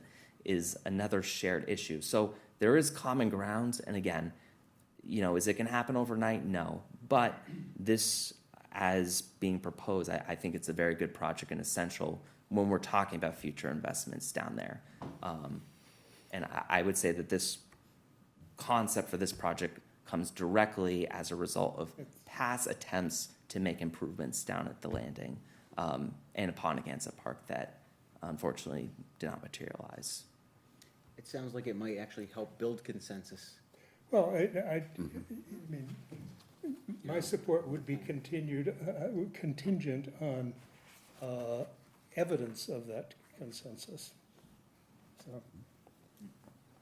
Yeah, I mean, Two hopefully the people here proof, singing I'll say along. hopefully the proof is in the pudding when the project kicks off and the regular updates that we provide Well- to CPC on the efforts. And ultimately, Well- the goal of this is to deliver a deliverable, which is a master plan that has been endorsed by both boards at their own meetings among their membership, and has had ample input from the general public. yeah, just getting the funding would be, in my view, a consequence of there being harmony. A question on just how this plan, and this is a coordination issue. So the town is going to kind of regroup around the seawall restoration and what to do about that. Do you see, is this master plan going to drive that? So I think one of the discussions that came out of that process and that project was, the seawall needs to be addressed. Obviously there is flooding in that area depending on how the wind comes in or if it's a severe storm event. With that said, what that improvement looks like, whether or not there is alternatives, improvements, a boardwalk that could be put in there, I'm just suggesting that. But, there might be a situation where, coming together and looking at proposed ideas or looking at the configuration of the park, there might be improvements that we're not thinking of here in this room. And so as part of the scope of work, the idea would be taking all these ideas that are put out there, building consensus, and then our hope is coming up with that concept plan similar to what we did earlier when we looked at the shared bike path, is putting it to paper so that people can visualize it. Hey, this is what it would look like if we were to implement all those recommendations. So the short answer is yes. I think the idea would be, what didn't work there? What type of improvement do we really want that we need there to address sea level rise? And how does that kind of interact with the other activities that we have going on here within the area? Okay, great. I don't think I'd ask any other, and I don't think I'd ask if there's anyone present who wants to speak to anything related to, yes, if you could come up to the.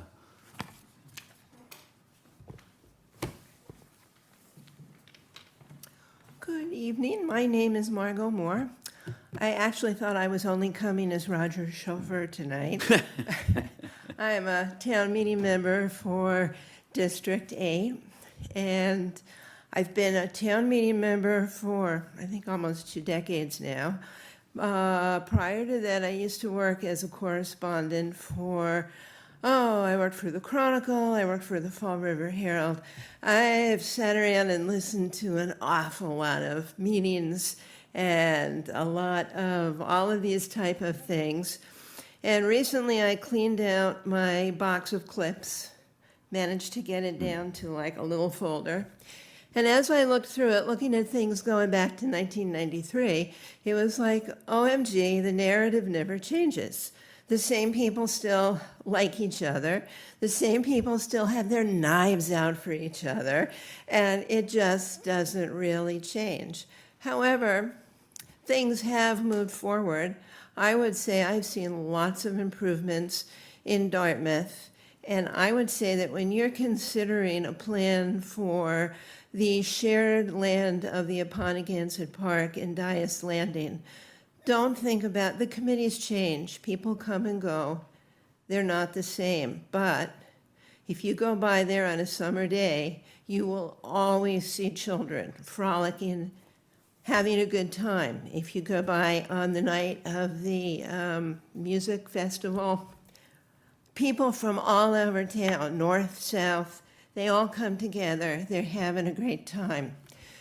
You go by the landing and you see the boats that are launching in the summer, and those people are just going out to have a good time. There are people from all over town.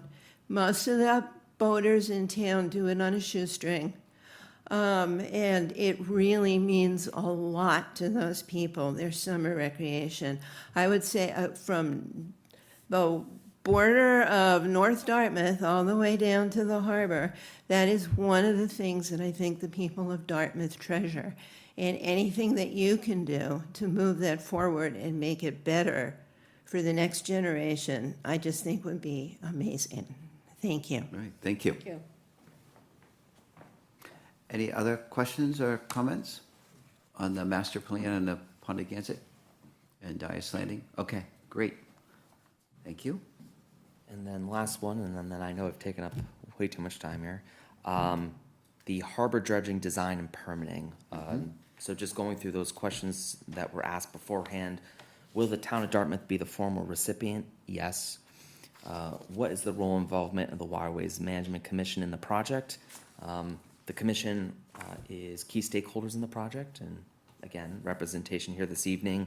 It's listed in the harbor management plan, 5-1-1 and 5-1-2, and they're listed as medium-term meeting level priorities.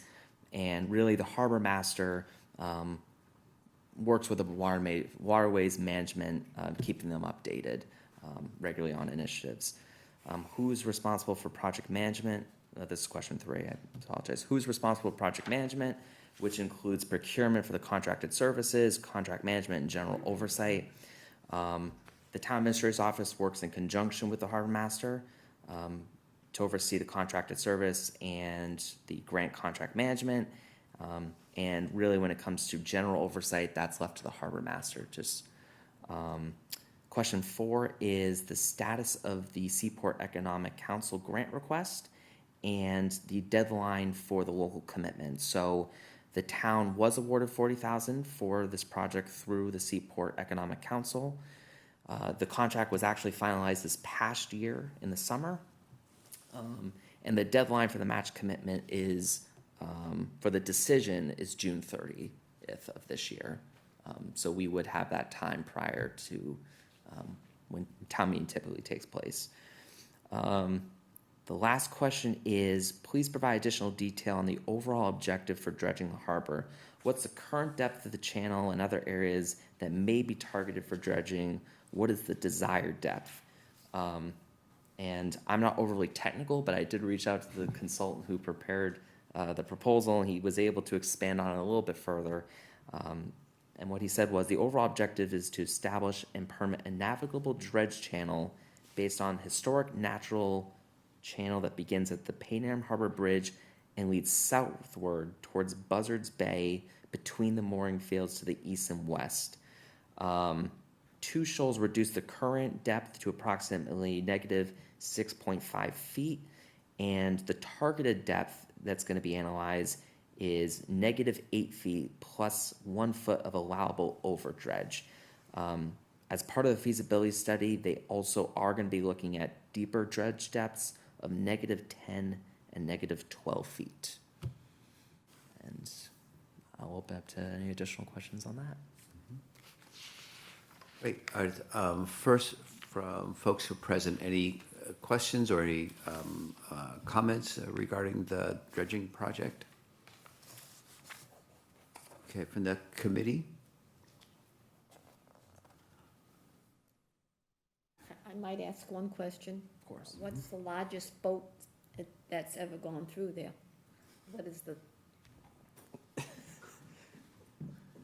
That's a- Okay. Largest in that's length, a great- height? Yeah, Yeah, width. Yeah, the largest boat that can get through the bridge is 22 feet wide, 22 feet wide? but depth is the key, Depth, right? that's what I want to know. What's the, how much water does that boat draw? I don't know. Because we're dredging the harbor. Yeah. Does Mr. Mello know?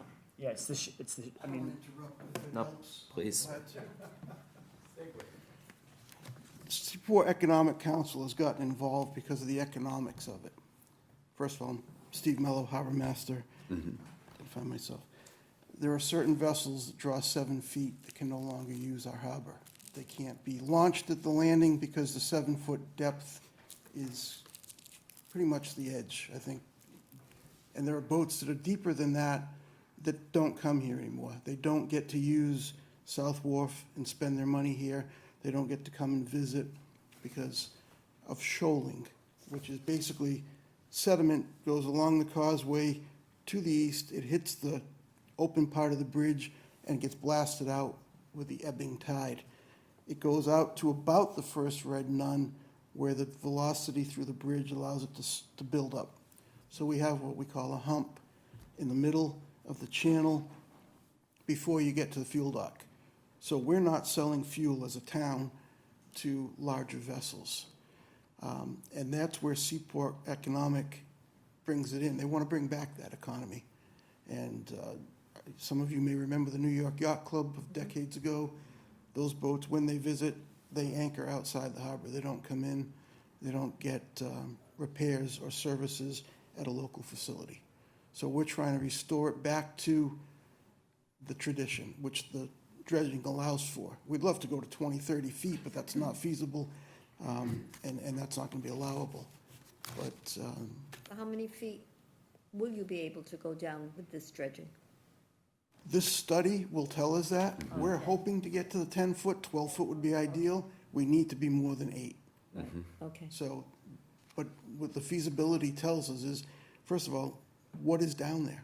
Is it polluted? Can it be dredged, and where can it be brought to?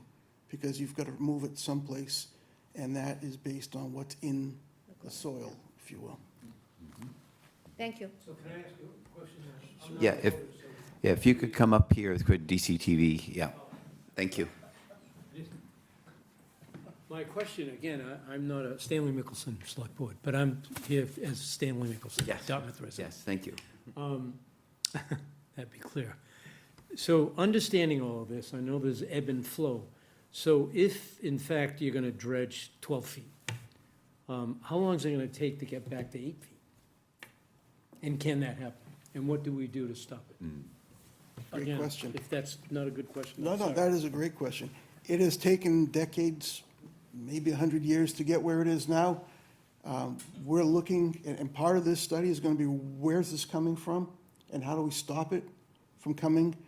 When we remove what's there, the idea is if we go to 12 feet, it may in 2 or 3 generations get back to 8 feet, but we're preparing ahead. So, yes, one of the things we've looked at, and there's a request to nourish a beach on Smith Neck Road, a private beach. They want to bring in sand and make the beach nice again. I've asked, and Concom has agreed, to put a hold on that. Because when you dump a truckload of sand on a beach on Smith Neck Road, when a southerly storm comes in, that sand is going to hit the causeway, bounce around, and go back out again. So it's comprehensive. We're looking at the sources, stopping the bleeding, and then fixing the wound. So one question I have is kind of a coordination question. So, so with the dredging and study and possibility around the Dias boat ramp, and at the same time we have, we will be building the expansion of the Dias landing. How do those things need to be or will be kind of coordinated? When the landing shape changes, should the dredging design also kind of incorporate that and maybe consider that aspect as well, but The best analogy I can give is you want to build a swimming pool in your backyard, and on the other side of the yard, you want to build a shed. The two have separate, they're apart. What we're looking at for the dredging at the Dias Landing would be the two boat ramps and then a direct approach to the bridge itself. None of the dredging is contemplated where the marina, the dock will be extended or the floats will be placed. We're not in need of that. We're not looking to do that. The economics, again, of the dredging, the impact is that the local boatyards can trailer down a 7-foot draft boat and launch it.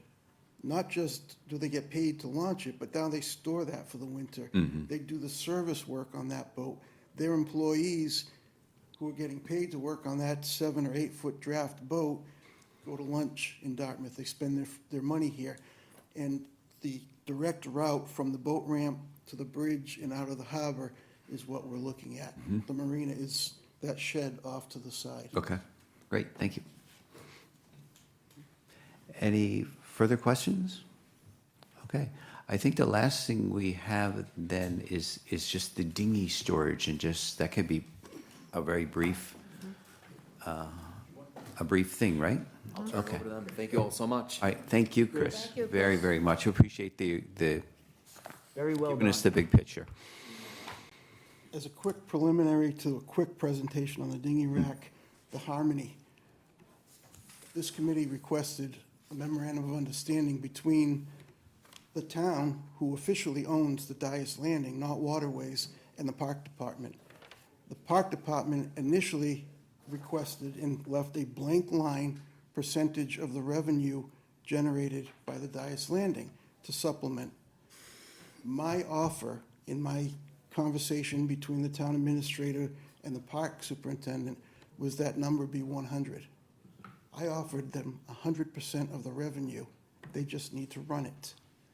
And that's, I don't know how else to demonstrate that any reluctance that you may sense is not coming from us. And we share that. We look forward to sharing it. We help when we can, and we're willing to turn over 100% of that revenue to the park department if they were willing to run the landing and launching. So getting to the dinghy racks, in 2006, I believe, I was directed to clean up the beach to the south of the boat ramps. At that time, there were dinghies on the beach that were in decay, helter-skelter arrangements. There was no accountability for that. And there were what we call dinghy wars, where somebody would unlock their dinghy, put it in the water, go out, and somebody else would take their place. We would get the phone call and be asked to become the kindergarten cop. So it was unsightly, it was ineffective, it was not the best use of the land. I looked around because I don't have an original thought in my head. I like to look at what other people do and improve on it. We came up with a rack design that we have today. And that allows for the dinghies to be placed at about a 45-degree angle, so we can stack more in a short area. It's not 2 levels, so the cars that pull in and they like the passive recreation can easily see over them and watch what's going on in the water, so we didn't kill the view. And we probably took what were 30 or 40 dinghies with no accountability and created 65 reserve spots that people could leave and come back to. At the time, we figured that this design that I had come up with, which was Trex decking and pressure-treated wood uprights, might last 5 years. And the $50 that we were charging for the season would replenish those dinghy racks every 5 years. Fast forward, I can't do the math well, but I think it's 18 years later, we're in need of replacing 9 of those racks. The price has gone through the roof. We've come up, well, we've been shown a better way to build them and a better design. It does not involve Trex, which absorbs water and is not good in the marine environment. And we find that based on the weathering, based on automobiles that have gone over the wall into them, we need to replace 9 of those. Total cost of the project, roughly $50,000.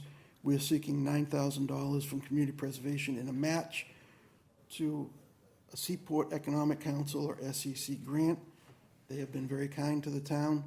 They favor this type of public access, revenue-generating project, and so I'm here to ask for that $9,000 match for an SEC grant that we expect to apply for May of this year.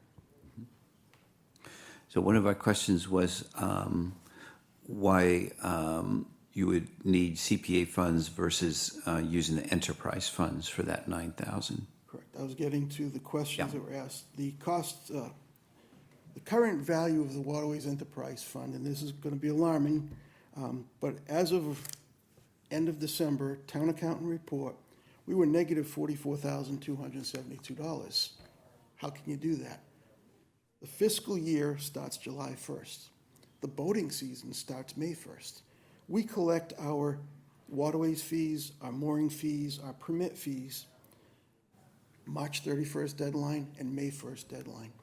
We haven't gotten there yet. We're in the process of collecting now for fiscal year '24, which ends June 1st. We're always behind the 8 ball.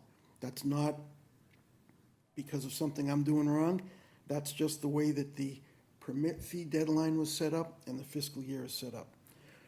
We've taken in, since that report came out the end of December, as of February 29th, we've taken in $92,000 in revenue.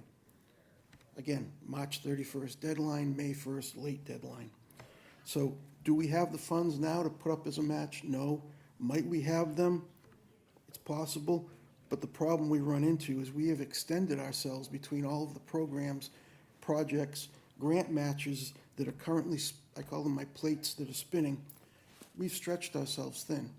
So we're looking for alternative funding sources to help in this realm. This is a revenue generator, and with everything an enterprise does, we're not here to make a killing.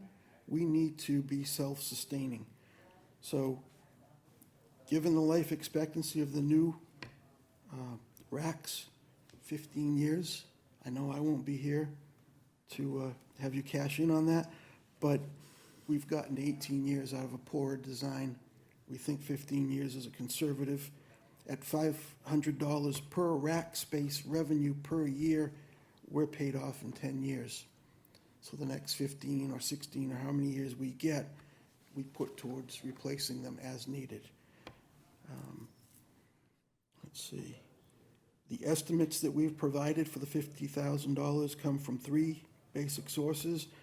A builder named Ron Perry, who gave us the new design, and he's updated his estimate of what lumber, screws, fasteners, DERO, which is the company that now makes metal hoops instead of the wooden hoops to secure the dinghies in place, and Pioneer Mooring, our local mooring company, who will help with the installation and removal of the derelict racks that we're left with now.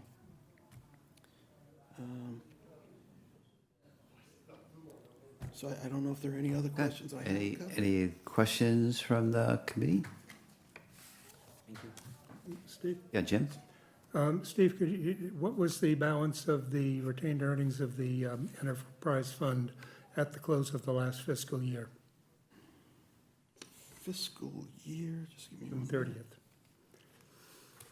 I know I wrote that down somewhere and I'm looking for it. I want to say it was $130,000 that we had in retained earnings. That was at the close of the last fiscal year.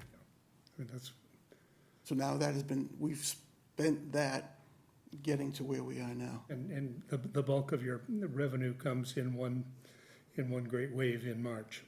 March and May. In March We and have May. late registration. I noticed that your mooring fees went up by 10% this year. No, mooring fees are static from The last per year. foot, Waterways, boat fees went up slightly. the per foot rate Per foot rate for boats did for go up boats went slightly, yes, went up by 10%. to reflect the increases in fuel costs, and Okay. that was advised based on, again, the shortfall that we're seeing. Ideally, we would have what they would call a rainy day account, where we would have reserve funding to get us through should there be a downturn in boating, and we don't have that. Enterprise funds essentially have the latitude to accumulate them. Wonder what other town services outside enterprise funds had their prices go up by 10%, or their budgets. I would only suggest that the boat cost went up 50 cents per foot for resident and $1 per foot for non-resident. So I'm not sure that rises to the It level. worked out to 10%. Okay. Thank you. Okay, thank you very much. We are done hearing presentations. So we're going to move on to the next part of our agenda, which is to take a look at our finances before we take up recommendations for the town meeting warrant. So let me just pass this out. I apologize, what I probably sent to you all wasn't formatted right for printing, so I apologize for folks who tried to print it. But I want to review our finances and take a look at going into fiscal, because all of these are fiscal 25 projects is what we're talking about. June town meeting, funding available after July 1st.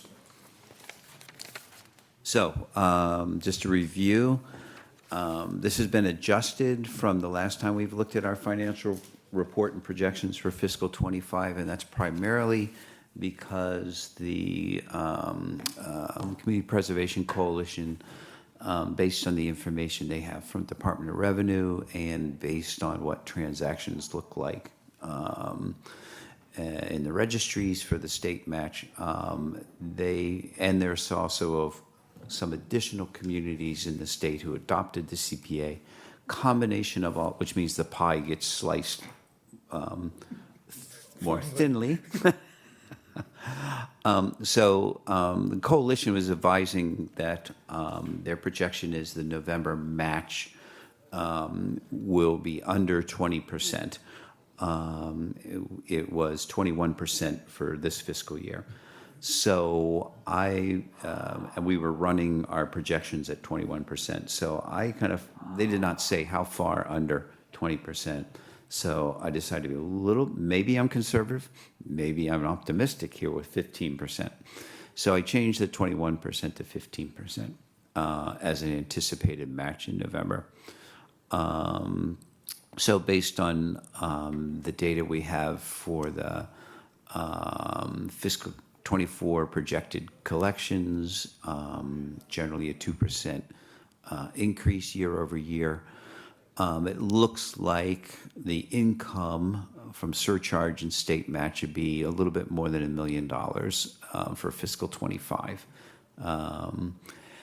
Our debt service continues to go down. So we have a debt service, debt payment of $64,950 in fiscal 25. That represents 7% of our revenue. So we are well under our 25% level that we have committed to stay under.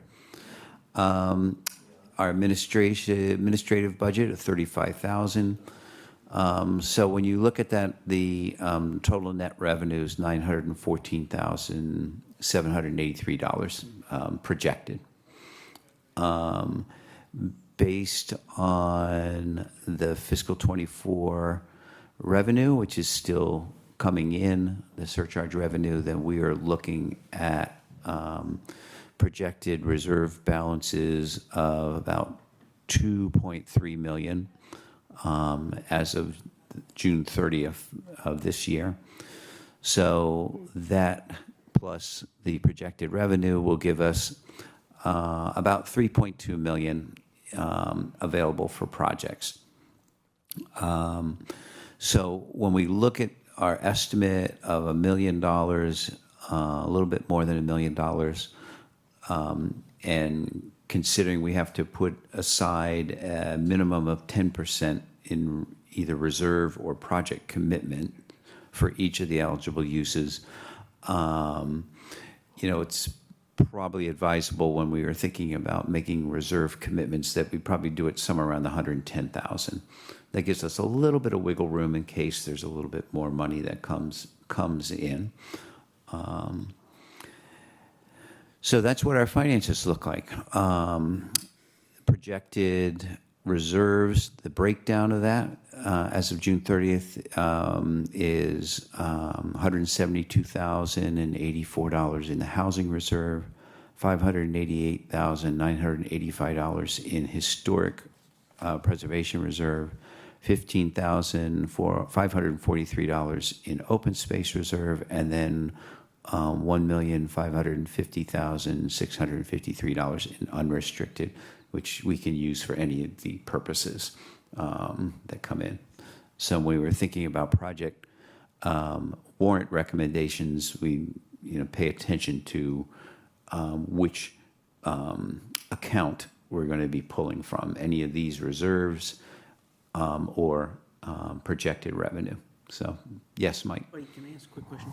So I can't remember now, but when we were talking about this a while ago about, I thought there was some sort of breakdown. It might be like an internal thing that the committee decided, but based on percentages of like what bucket the funds were going to go into, how much was going to, is there some sort of plan that we've put together that says we're going to put like 10% into this category, or so what sort of percentage, or is this 914 100% just totally unrestricted and we can use it in any proportionate share we see fit?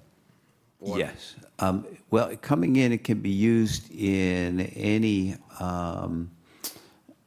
we can put it anywhere, but we have to make sure that minimally 10% goes to each of the eligible uses. So our strategy in the recent years has generally just, unless we have a big project that we know that we're putting forward as a commitment, to put in the 110, just for all of the eligible reserves, because we can, where we have the funds, if we have projects in October, we can then draw from those reserves. So generally, we set aside the money unless we have we have a big project in a particular. And so like most of our projects here are small, so it might be just advisable to still do the reserves across the board, but we can talk about that when we get to that point. Very good. So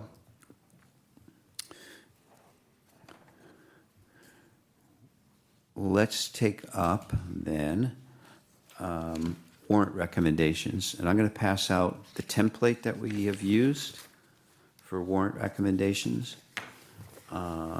which will help us in making motions. Here we go.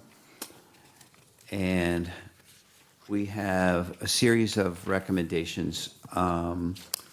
One is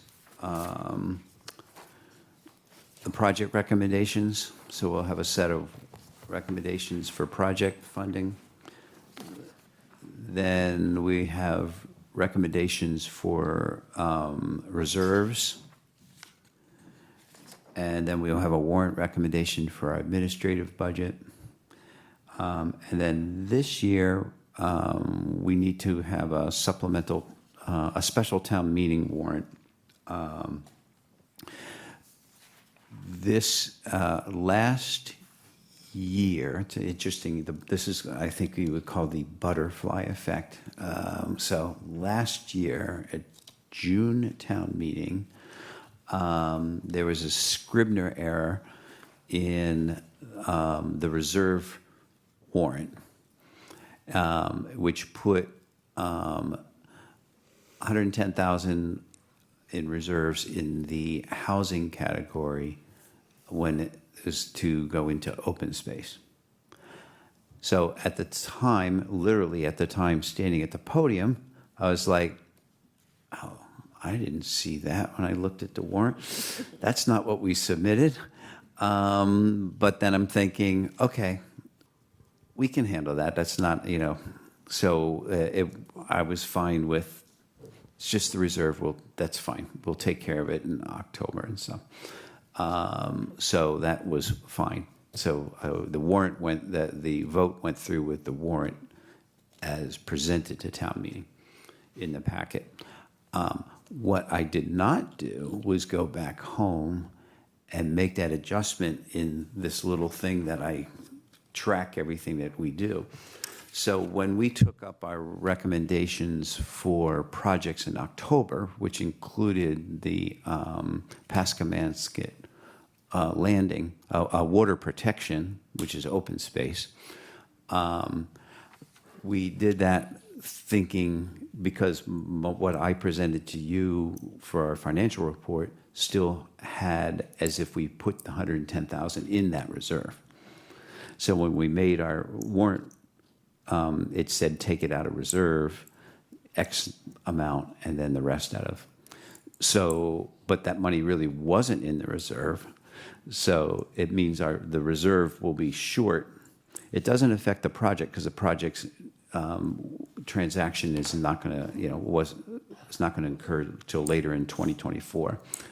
So our correction is to do a warrant article that puts money, in this year's money, into the open space reserve so that the open space reserve is flush. So I apologize for that, but it was interesting. It was like, how did that happen? And then I'm like, oh, I know how that happened. That's why we have a supplemental meeting warrant. And we will fix that by moving some unrestricted funds into open space. Okay. So let's run down these projects. So the question before us. Do we close the public meeting? Well, we actually, we are just have been operating as an open meeting, and because So we didn't start a public. our meeting was delayed in February, it didn't allow us enough notice time for an official public hearing. Copy.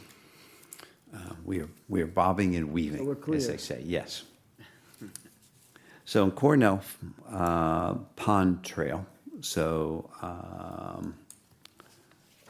request, this is an open space project, and the request is for $24,000.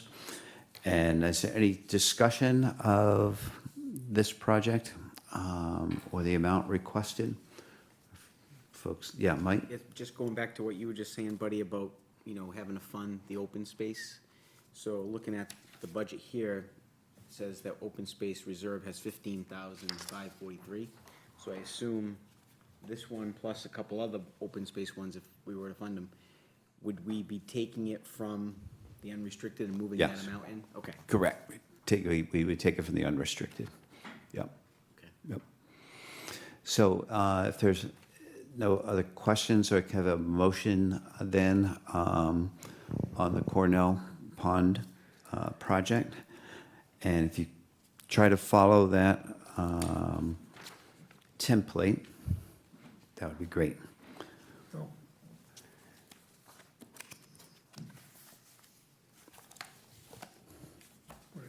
So it would be 24,000 from unrestricted to the town of Dartmouth for the Cornell Pond Trail Development Project. And all of these will be in accordance with the 2025 budget, fiscal year 25 budget. So can I have a motion to that? You want to give it a shot? Sure. I'll make a motion to approve authorization to move the money from the, So you just need to say, we'll commit 24,000 of 4,000 unrestricted. Unrestricted Yep. for the project, for the Cornell Pond Trail Development Safety Enhancement Project. Right. Second? I'll second. All right, all in favor? Aye. Aye. All right, Mike, you are approved on that? You're in favor of that? Oh, yes. Yes, okay, great, unanimous. The Northern Greenway, Scenic Greenway, I think we can table that since they want to really just get straight about the recipient and how they want to organize their match with the Trails Grant. So it looks like we'll stay in touch with them and then take that up for October. Housing Production Plan, it's a request for $25,000.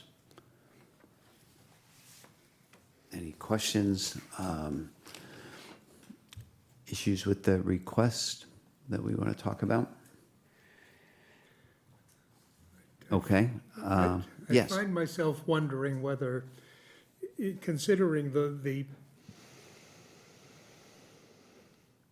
disappointing level of production of affordable housing in Dartmouth, whether this is yet again a hollow exercise. But I'll support it. Yeah, it is a state requirement exercise, hollow that it may I was be. just gonna say, in order to get affordable housing resources, the town would need to have a production plan. Yeah. It's a Fine, double-edged sword. but it still seems a hollow exercise. No, I hear you. And this, we could take out of the housing reserve. There's enough Want me to money try, can I do try to that. make a motion on this one? Yeah, To see if the town will vote to appropriate $25,000 from the housing budget for the, so that'd be to the town of Dartmouth. for the town of Dartmouth for the housing production plan. Yep. All right, second on that? Second? All right. Any other discussion? Okay, all in favor? Aye. Aye. All right, that's unanimous. Let's look to you, Michelle, to vote, so watch me on that one. That's, you can't vote, but I looked over there to see what you were going to do. You're welcome, you're welcome. All right, the Poneganyset master plan.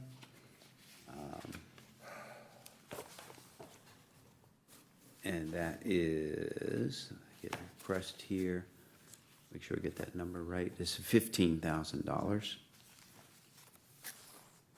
And discussion, thoughts about that? I think, Jim, I think you make your point clear. I think, I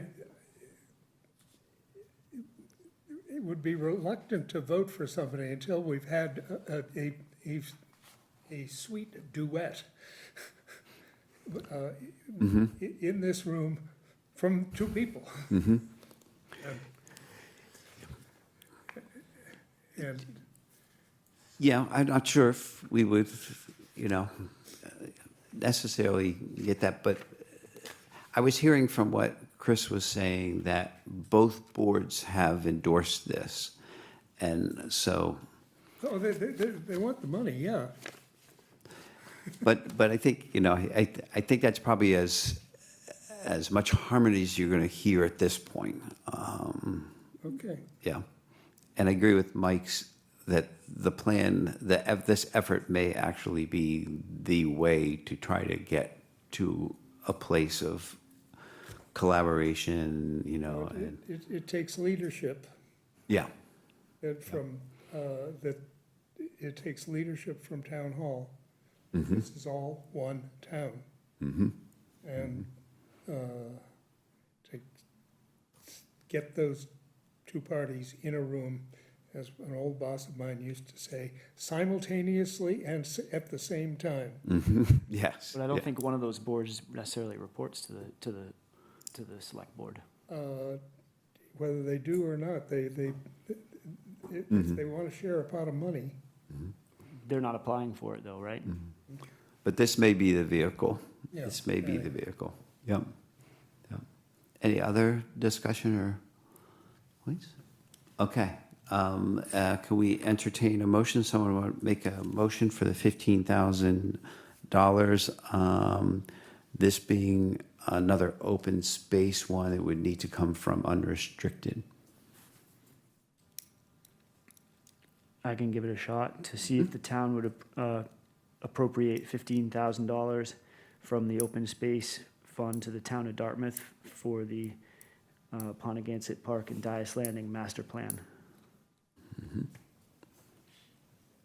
Great, you said the unrestricted fund, I'm sorry, right? I said open space, actually. Was it Yeah, unrestricted? should be unrestricted, yeah, Okay, yeah. Make an amendment, that's all. yeah, Amend it. amended to. be Friendly amendment. unrestricted. Okay, great. And there's a second on that, yeah. Second it. All right. Kumbaya. Any further discussion? All right, all in favor? Aye. Aye. Any opposed? All right, excellent. This is a democratic process. I appreciate that. And the harbor dredging design. Was the amount on that 10,000? Yes, yeah. Is that what it is? Okay, great, thank you. I'd like to make a motion to see if the town will appropriate $10,000 from the unrestricted fund to the town of Dartmouth for the harbor dredging design project. Second that. All right, any further discussion?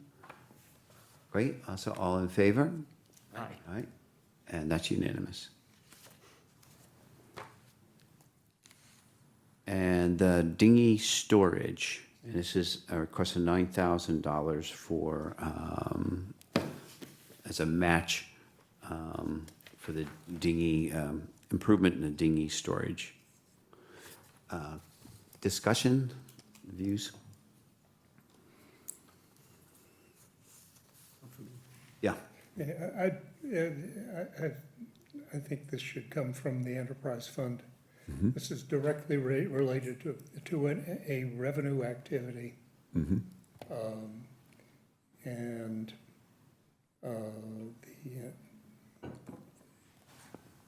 they have latitude about setting fees, much more so than, certainly more latitude than a town department that is coming to a town meeting process for an appropriation. And so I think they can pay for it out of their own business. other thoughts? A reminder on how much the application was for in dollar? I think, $9,000? They're asking for 9,000, but I don't have the amount, but they're Yep. asking for 9 from CP. I think that's $50,000 total. So it's 50,000 total. Yeah. I don't know that they've gotten this grant yet, maybe, but they've gotten the other two. I haven't got the other 2 pages for that.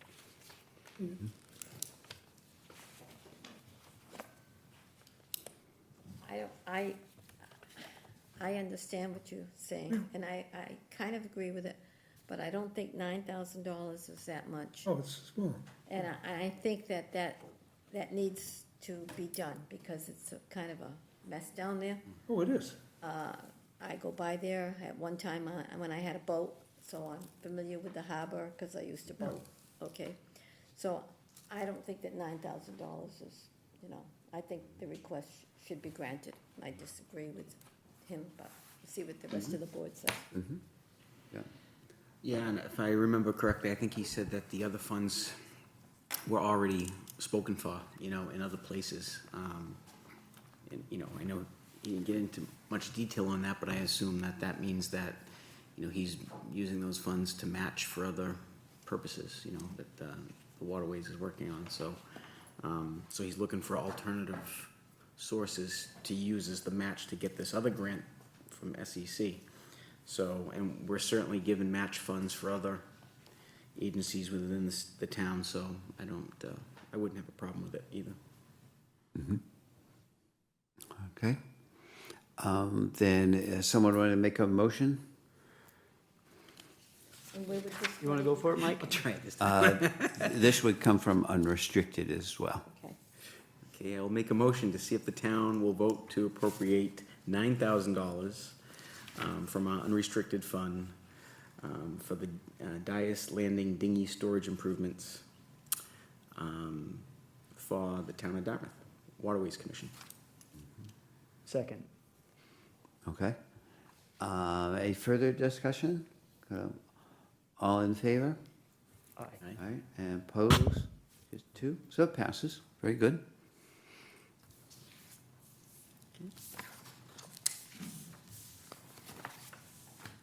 How many were opposed, did you say?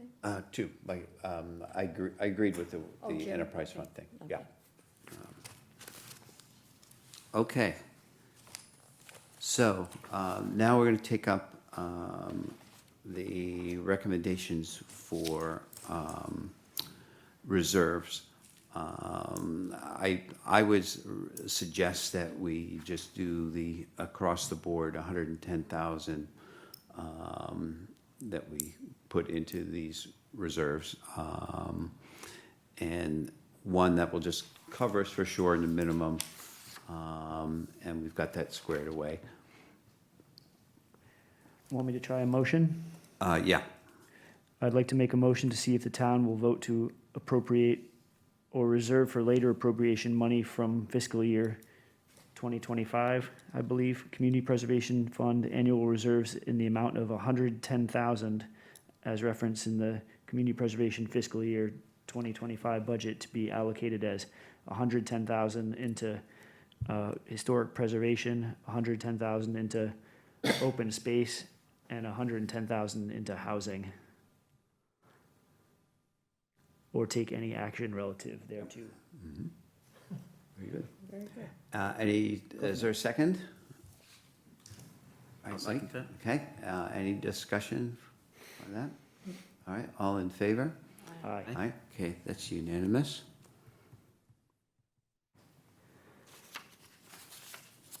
All right, our administrative budget, and somewhere I've been buried in paper here, so I had the administrative budget somewhere in here. But I just wanted to review that with folks. Oh, thank you, man, somewhere. Okay. Our administrative budget, had forwarded this to everyone. So I'm recommending we just stay with the typical $35,000 budget. We're allowed to set aside up to 5% of projected revenue for administrative needs. We've never needed more than 35. We've never ever spent 35, actually. So the 35,000 actually represents 3.4% of projected revenue. So I'm recommending increasing the staff support by $850 to $3,600. I think we tend to do at least that amount in terms of the amount of things that we ask Michelle to do over the course of a year. But we tend to have pretty light supply needs, so we generally have not spent the amount that we set aside for supplies, so I'm suggesting we could just reduce that by $850. Coalition dues of $3,500, legal services of $5,000. And then we often have, in the past, we've had very specific inventories and that we have supported with administrative funds, which are allowable, and that's been the archaeological survey this year. In previous years, it's been the historic building survey. We don't have any of those commitments on the table before us, but I figured we should probably at least acknowledge some portion of our budget that's available for things like we've done the cost estimate for the DCTV building and things like that. So I just rounded that off as $10,000. Contingency of $3,500. And that still leaves us with a projected surplus of $7,000 based on this budget. So if folks are fine with that, we can have a motion. And this would be the budget motion at the bottom there. And that would be for amount of, so it would be basically from the 2025 annual revenues, fiscal year 25, in the amount of $35,000 for administrative budgets of expenses. So if someone could make the motion to that effect. I'll make a motion to see if the town will vote to appropriate from fiscal year 2025 Community Preservation Fund annual revenues in the amount of $35,000 for administrative expenses referenced in the Community Preservation fiscal year 2025 budget, or take any action relative thereto. All right. Any second here? I'll second. All right. Oh, Jim. Tim Scott, second. Any discussion? All right, all in favor? Aye. All right, okay, that's unanimous. And then, I just want to make sure I get the figure right here that I sent to Donna.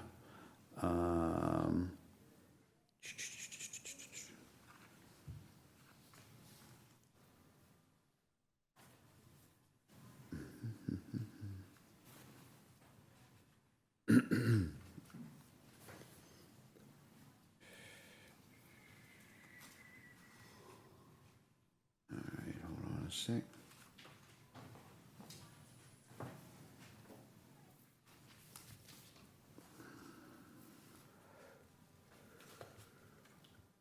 My apologies, I should have had this already pulled up.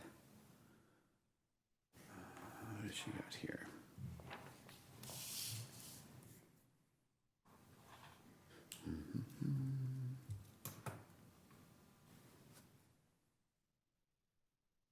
Okay, I think if we just round this off at $60,000 is probably a nice round number that will cover it. So what we want to do is basically have if you see the reserve template, it would be to see if the town will vote to appropriate or reserve for later appropriation monies from fiscal '24 Community Preservation Fund annual revenues in the amount of $60,000 as referenced in below, and it would be $60,000 for the open space reserve. All right, I have a motion to that effect. moved. All right, and a second? All right, Mike's got the second, and all in favor? Aye. Aye? Okay, thank you. All right. Project updates, Russell Mills, land conservation, looks like that CR has gone through, so that's great. That'll get wrapped up. I think Select Board is, I think, signed off on it, but that's moving through, so that's good.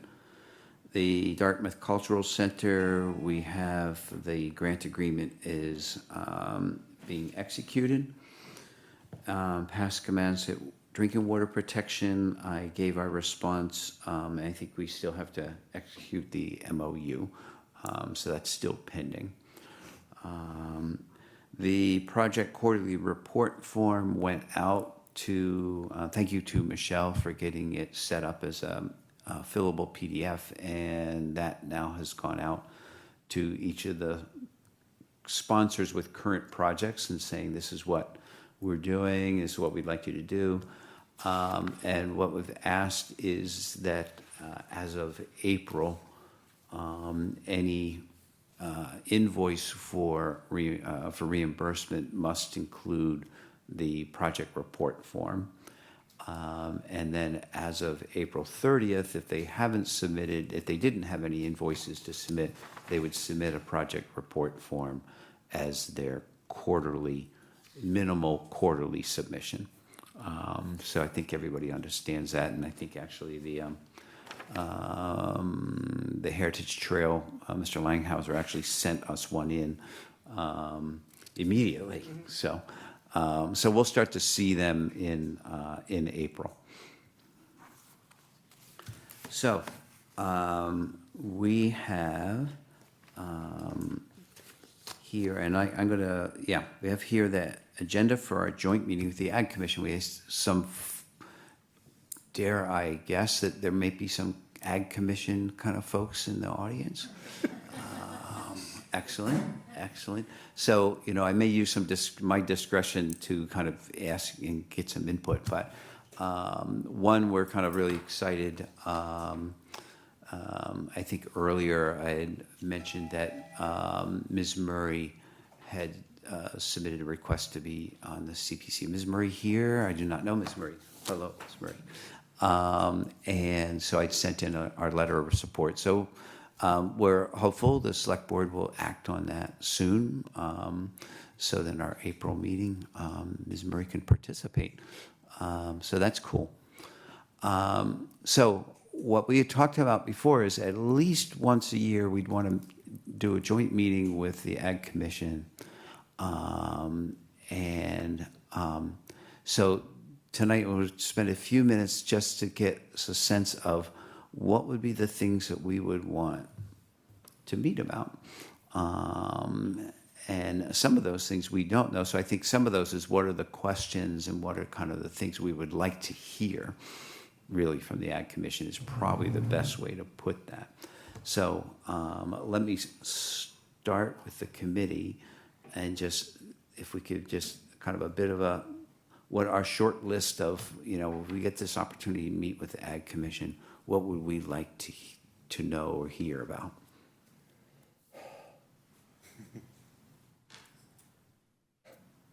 Well, Yeah. I'm on the planning board, and I wonder about size of farms in Dartmouth, and I've talked a little bit, a couple of times, maybe to Sue about that, Susan Gaducci, and the zoning for farms, okay? Is there anything that, because currently now, what would you think of to have a smaller farm? In other words, is it 5 acres that you would think would be conducive to a farm, or farms have to be 10 acres, or could you have a farm on 3 acres? So helping us understand what a viable farm Right. is or could be. Okay, Could be. which I bet you that's not a one answer thing. I bet. So, we would learn about what does it depend on. Does it depend upon whether it's animals or whether it's produce? And do you think now that, for instance, I talked to somebody about, I guess in Boston and all, they're using tractor trailers and they're growing produce inside the tractor trailers. Hydroponics, excuse me. Okay, so maybe we might be educated, and this is probably helpful given our previous conversations regarding Schofield and stuff, might be educated about farming. What's a farm? Farming techniques. What is a modern farm or the farm in the future going to look like as we understand it? Because I think that was certainly something we would learn from. Well, I think if, Ms. Murphy comes on the committee too, that's gonna help us to understand what's going on with Yeah. the Agricultural Commission. And from my own perspective, I don't really know what the Ag Commission's priorities are, Yeah. and goals are. So I think hearing more about that and how CPC can help to further those goals and objectives,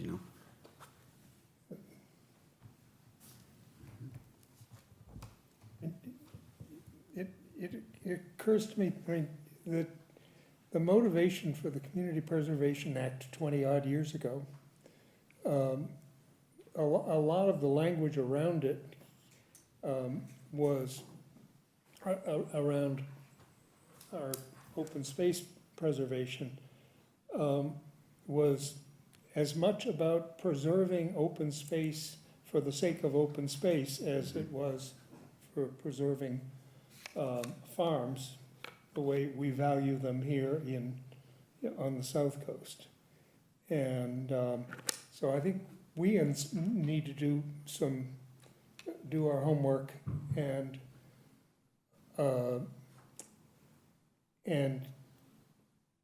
refresh our memories about what the Community Preservation Act, which defines what we can do. You know,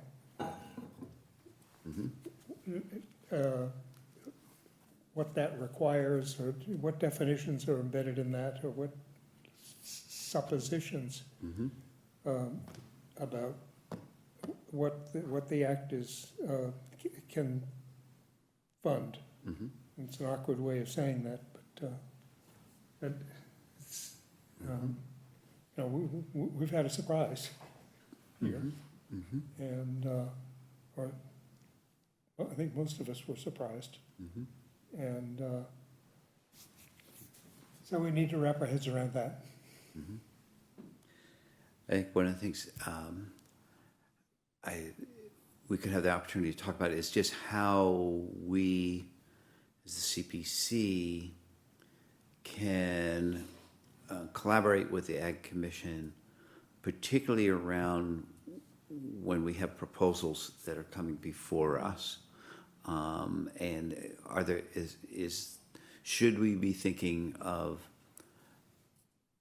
trying to formalize that review process for agricultural preservation in some way? In how we've done, for instance, with historic preservation projects, we, in our submission requirements, if you're doing historic preservation, you need to have in your budget a qualified preservationist or, architect with that experience, and you need to get the support of the historical commission, and you need to show your plans to, we tie the historical commission in a bit in a kind of a formal way in our application process. Do we need to think about, or is that something we should think about with the Ag Commission, and how would that, is that even the right, should we even be thinking about that kind of thing?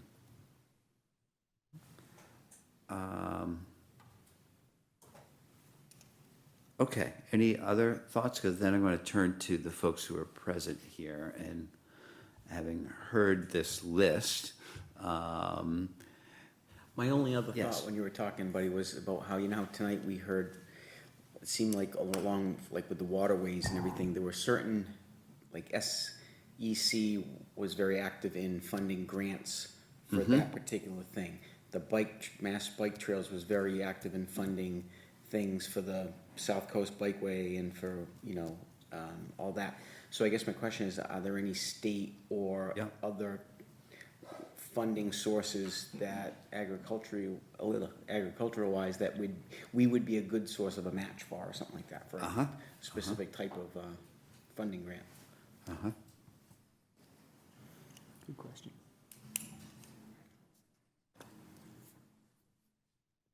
Great. So I'm going to ask, yes, for folks present, having heard that list, is one, is there anything on this list of like, I don't know, why would we want to talk about that with you? And then the other would be, is there something else that we should put on that list of things that we want to be able to meet about? And if you have something to say, just because the DCTV kind of recording, you should just come up here and where the mic is.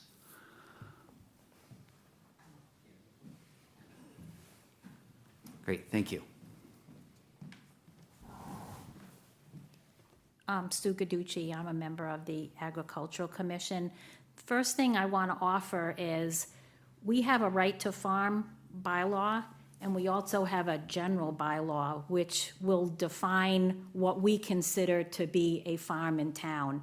I don't think it aligns with the state definition, because the state definition requires, I think, more acreage than we do.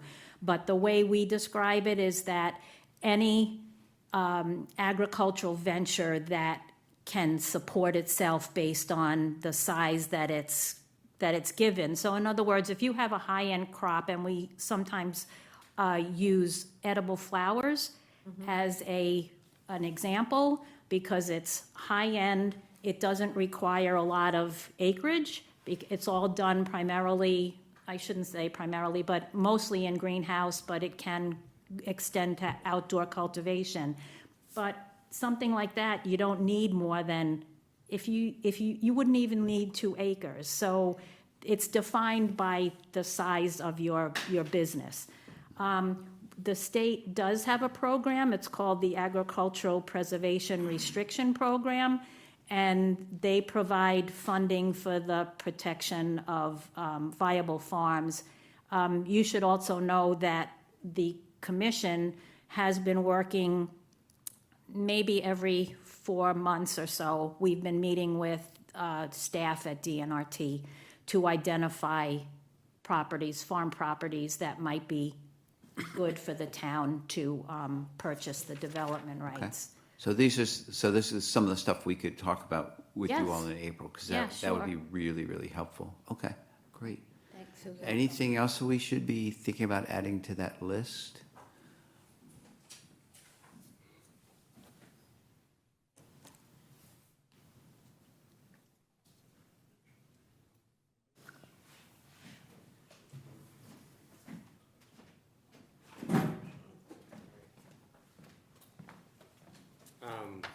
Good evening, Derek Christensen. I'm a member of the Ag Commission farm at Bricks Bounty Farm, which is a vegetable operation. We lease land from the King Farm on Bakerville Road. I think one thing that we definitely want to open the lines of communication is just to help better other communities, other committees in town understand the role of farmers in the role of landscape preservation, enhancement, whatever you want to call it. You know, whether that's people that are working with grazing animals, whether it's in our case vegetables, where we, for better or worse, Bev gives me a nice smile because she likes the birds that frequent our fields because we don't use herbicides, so we have lots of weeds by the end of the season when we don't mow things down.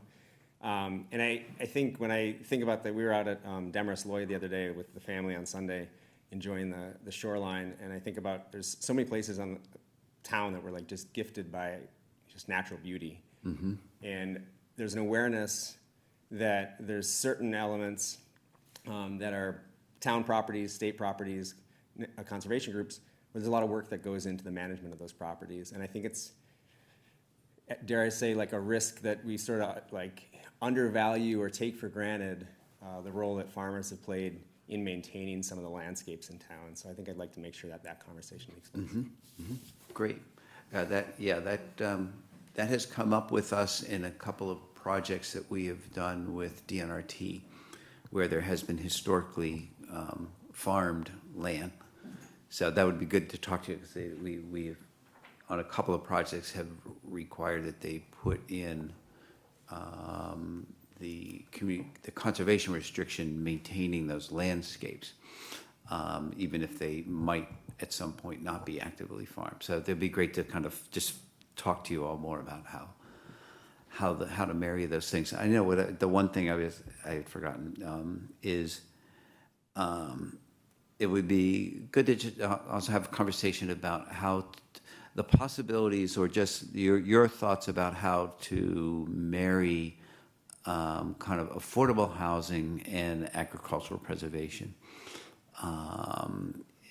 It's a model that we think is, it's got some, it's not easy, but we think it might be a promising thing. And so it'd be interesting to hear from your point of view about what that might, look like, or the complications or the benefit of trying to do projects that put those two things together, where the farming person or household is benefiting from the affordable housing in addition to accessing the land to farm. So, okay. Well, that sounds like a year's worth of discussion, but I think what I will do is just kind of summarize this, send it off to you all, and so you have, and please feel free to kind of edit or whatever, or it'll be our jumping off place, basically, and we'll devote a big chunk of our meeting time in April for that. And I think sometimes when two committees get together, they both are actually meeting in session. So I think it may be that, you know, what happens is you all, you know, we meet together here in this room, and you all open your meeting and we open ours, and we talk, and then you close yours and we continue ours. Just for the logistics of it, I think that's how it works. I am definitely not the expert on these things, but I believe just that may be the proper way to hold our joint session, that we are actually both in official open meetings, and then one closes. Okay? Great. Thank you so much. Really appreciate it. So I'm going to move on in our agenda. Oh, can I ask a Yes. Yeah. Well, you have to come up this way. It's a DCTV. Which is great that everything's on DCTV. Yeah. Just keeps us up and down. I guess my question was what the timeline for the April meeting, if there was any material that we wanted to share with you in advance of that meeting for you to have time to review that, when you'd like to see that. I'm thinking a little bit more like a ag census or something that provides a little bit of like snapshot of where we are in the farm as it farm community as it relates to current land that's being preserved that might be out of the scope of what CPC's done some work on, active farms, that kind of stuff. A week before, I think, would be fine. But, you know, I think we meet next, is it the 9th of April? Okay. So, you know, by the 2nd, I think that would be fine. And if it just goes to Michelle, and she gets it all to us. Great. May I ask a question? Do we have a list of, I'm sure we do, but do we have a list of all the farms and what they produce and what they sell? And, are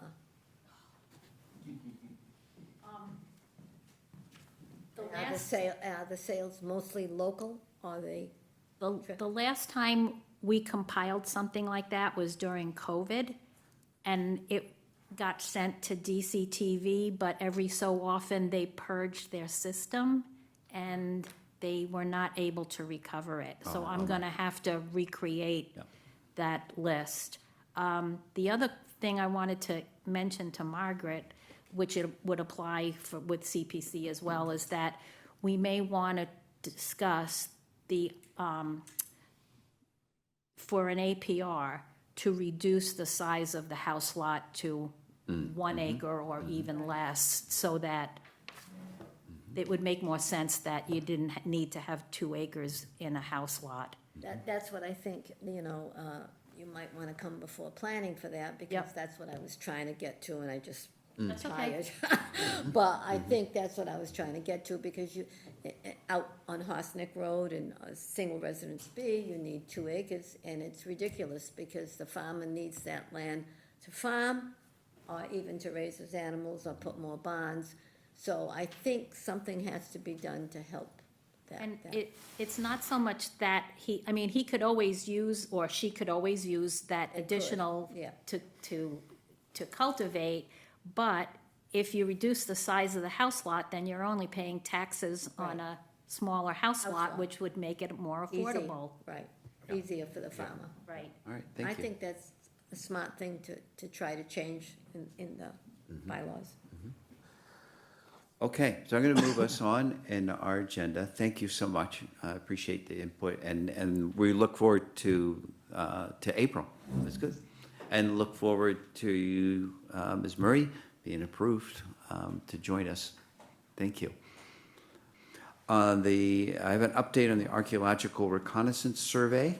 There's going to be a presentation March 21st, 1 p.m. And I think room 309, and where the consultant is going to present the survey findings. What was that date again, buddy? 1 p.m. On March 21st. If you're interested in coming, let me know so I can let Chris know. I looked at my calendar, I'm able to attend, so I'll be there, but let me know if you are able to and want to attend, just send me an email, and I'll let Chris know. And just administrative updates, CPC webpage, I think next, we've got the inbox. I don't think people use it much, but we'll work at it. And so the next thing is when I get some time, is looking at starting to put up the kind of the list and information about past projects.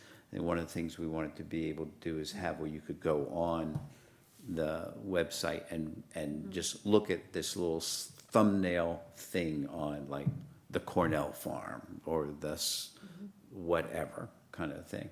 And we have a kind of a idea of what it would contain, but it's like a thumbnail thing. Now that the town has a platform, it's, we'll kind of, next thing is to figure out like, how do we make something like that work? In the meantime, though, one of the things that we've done, which part of our intention with our web page is that when we have applications that are under consideration, you can find the whole application on our web page.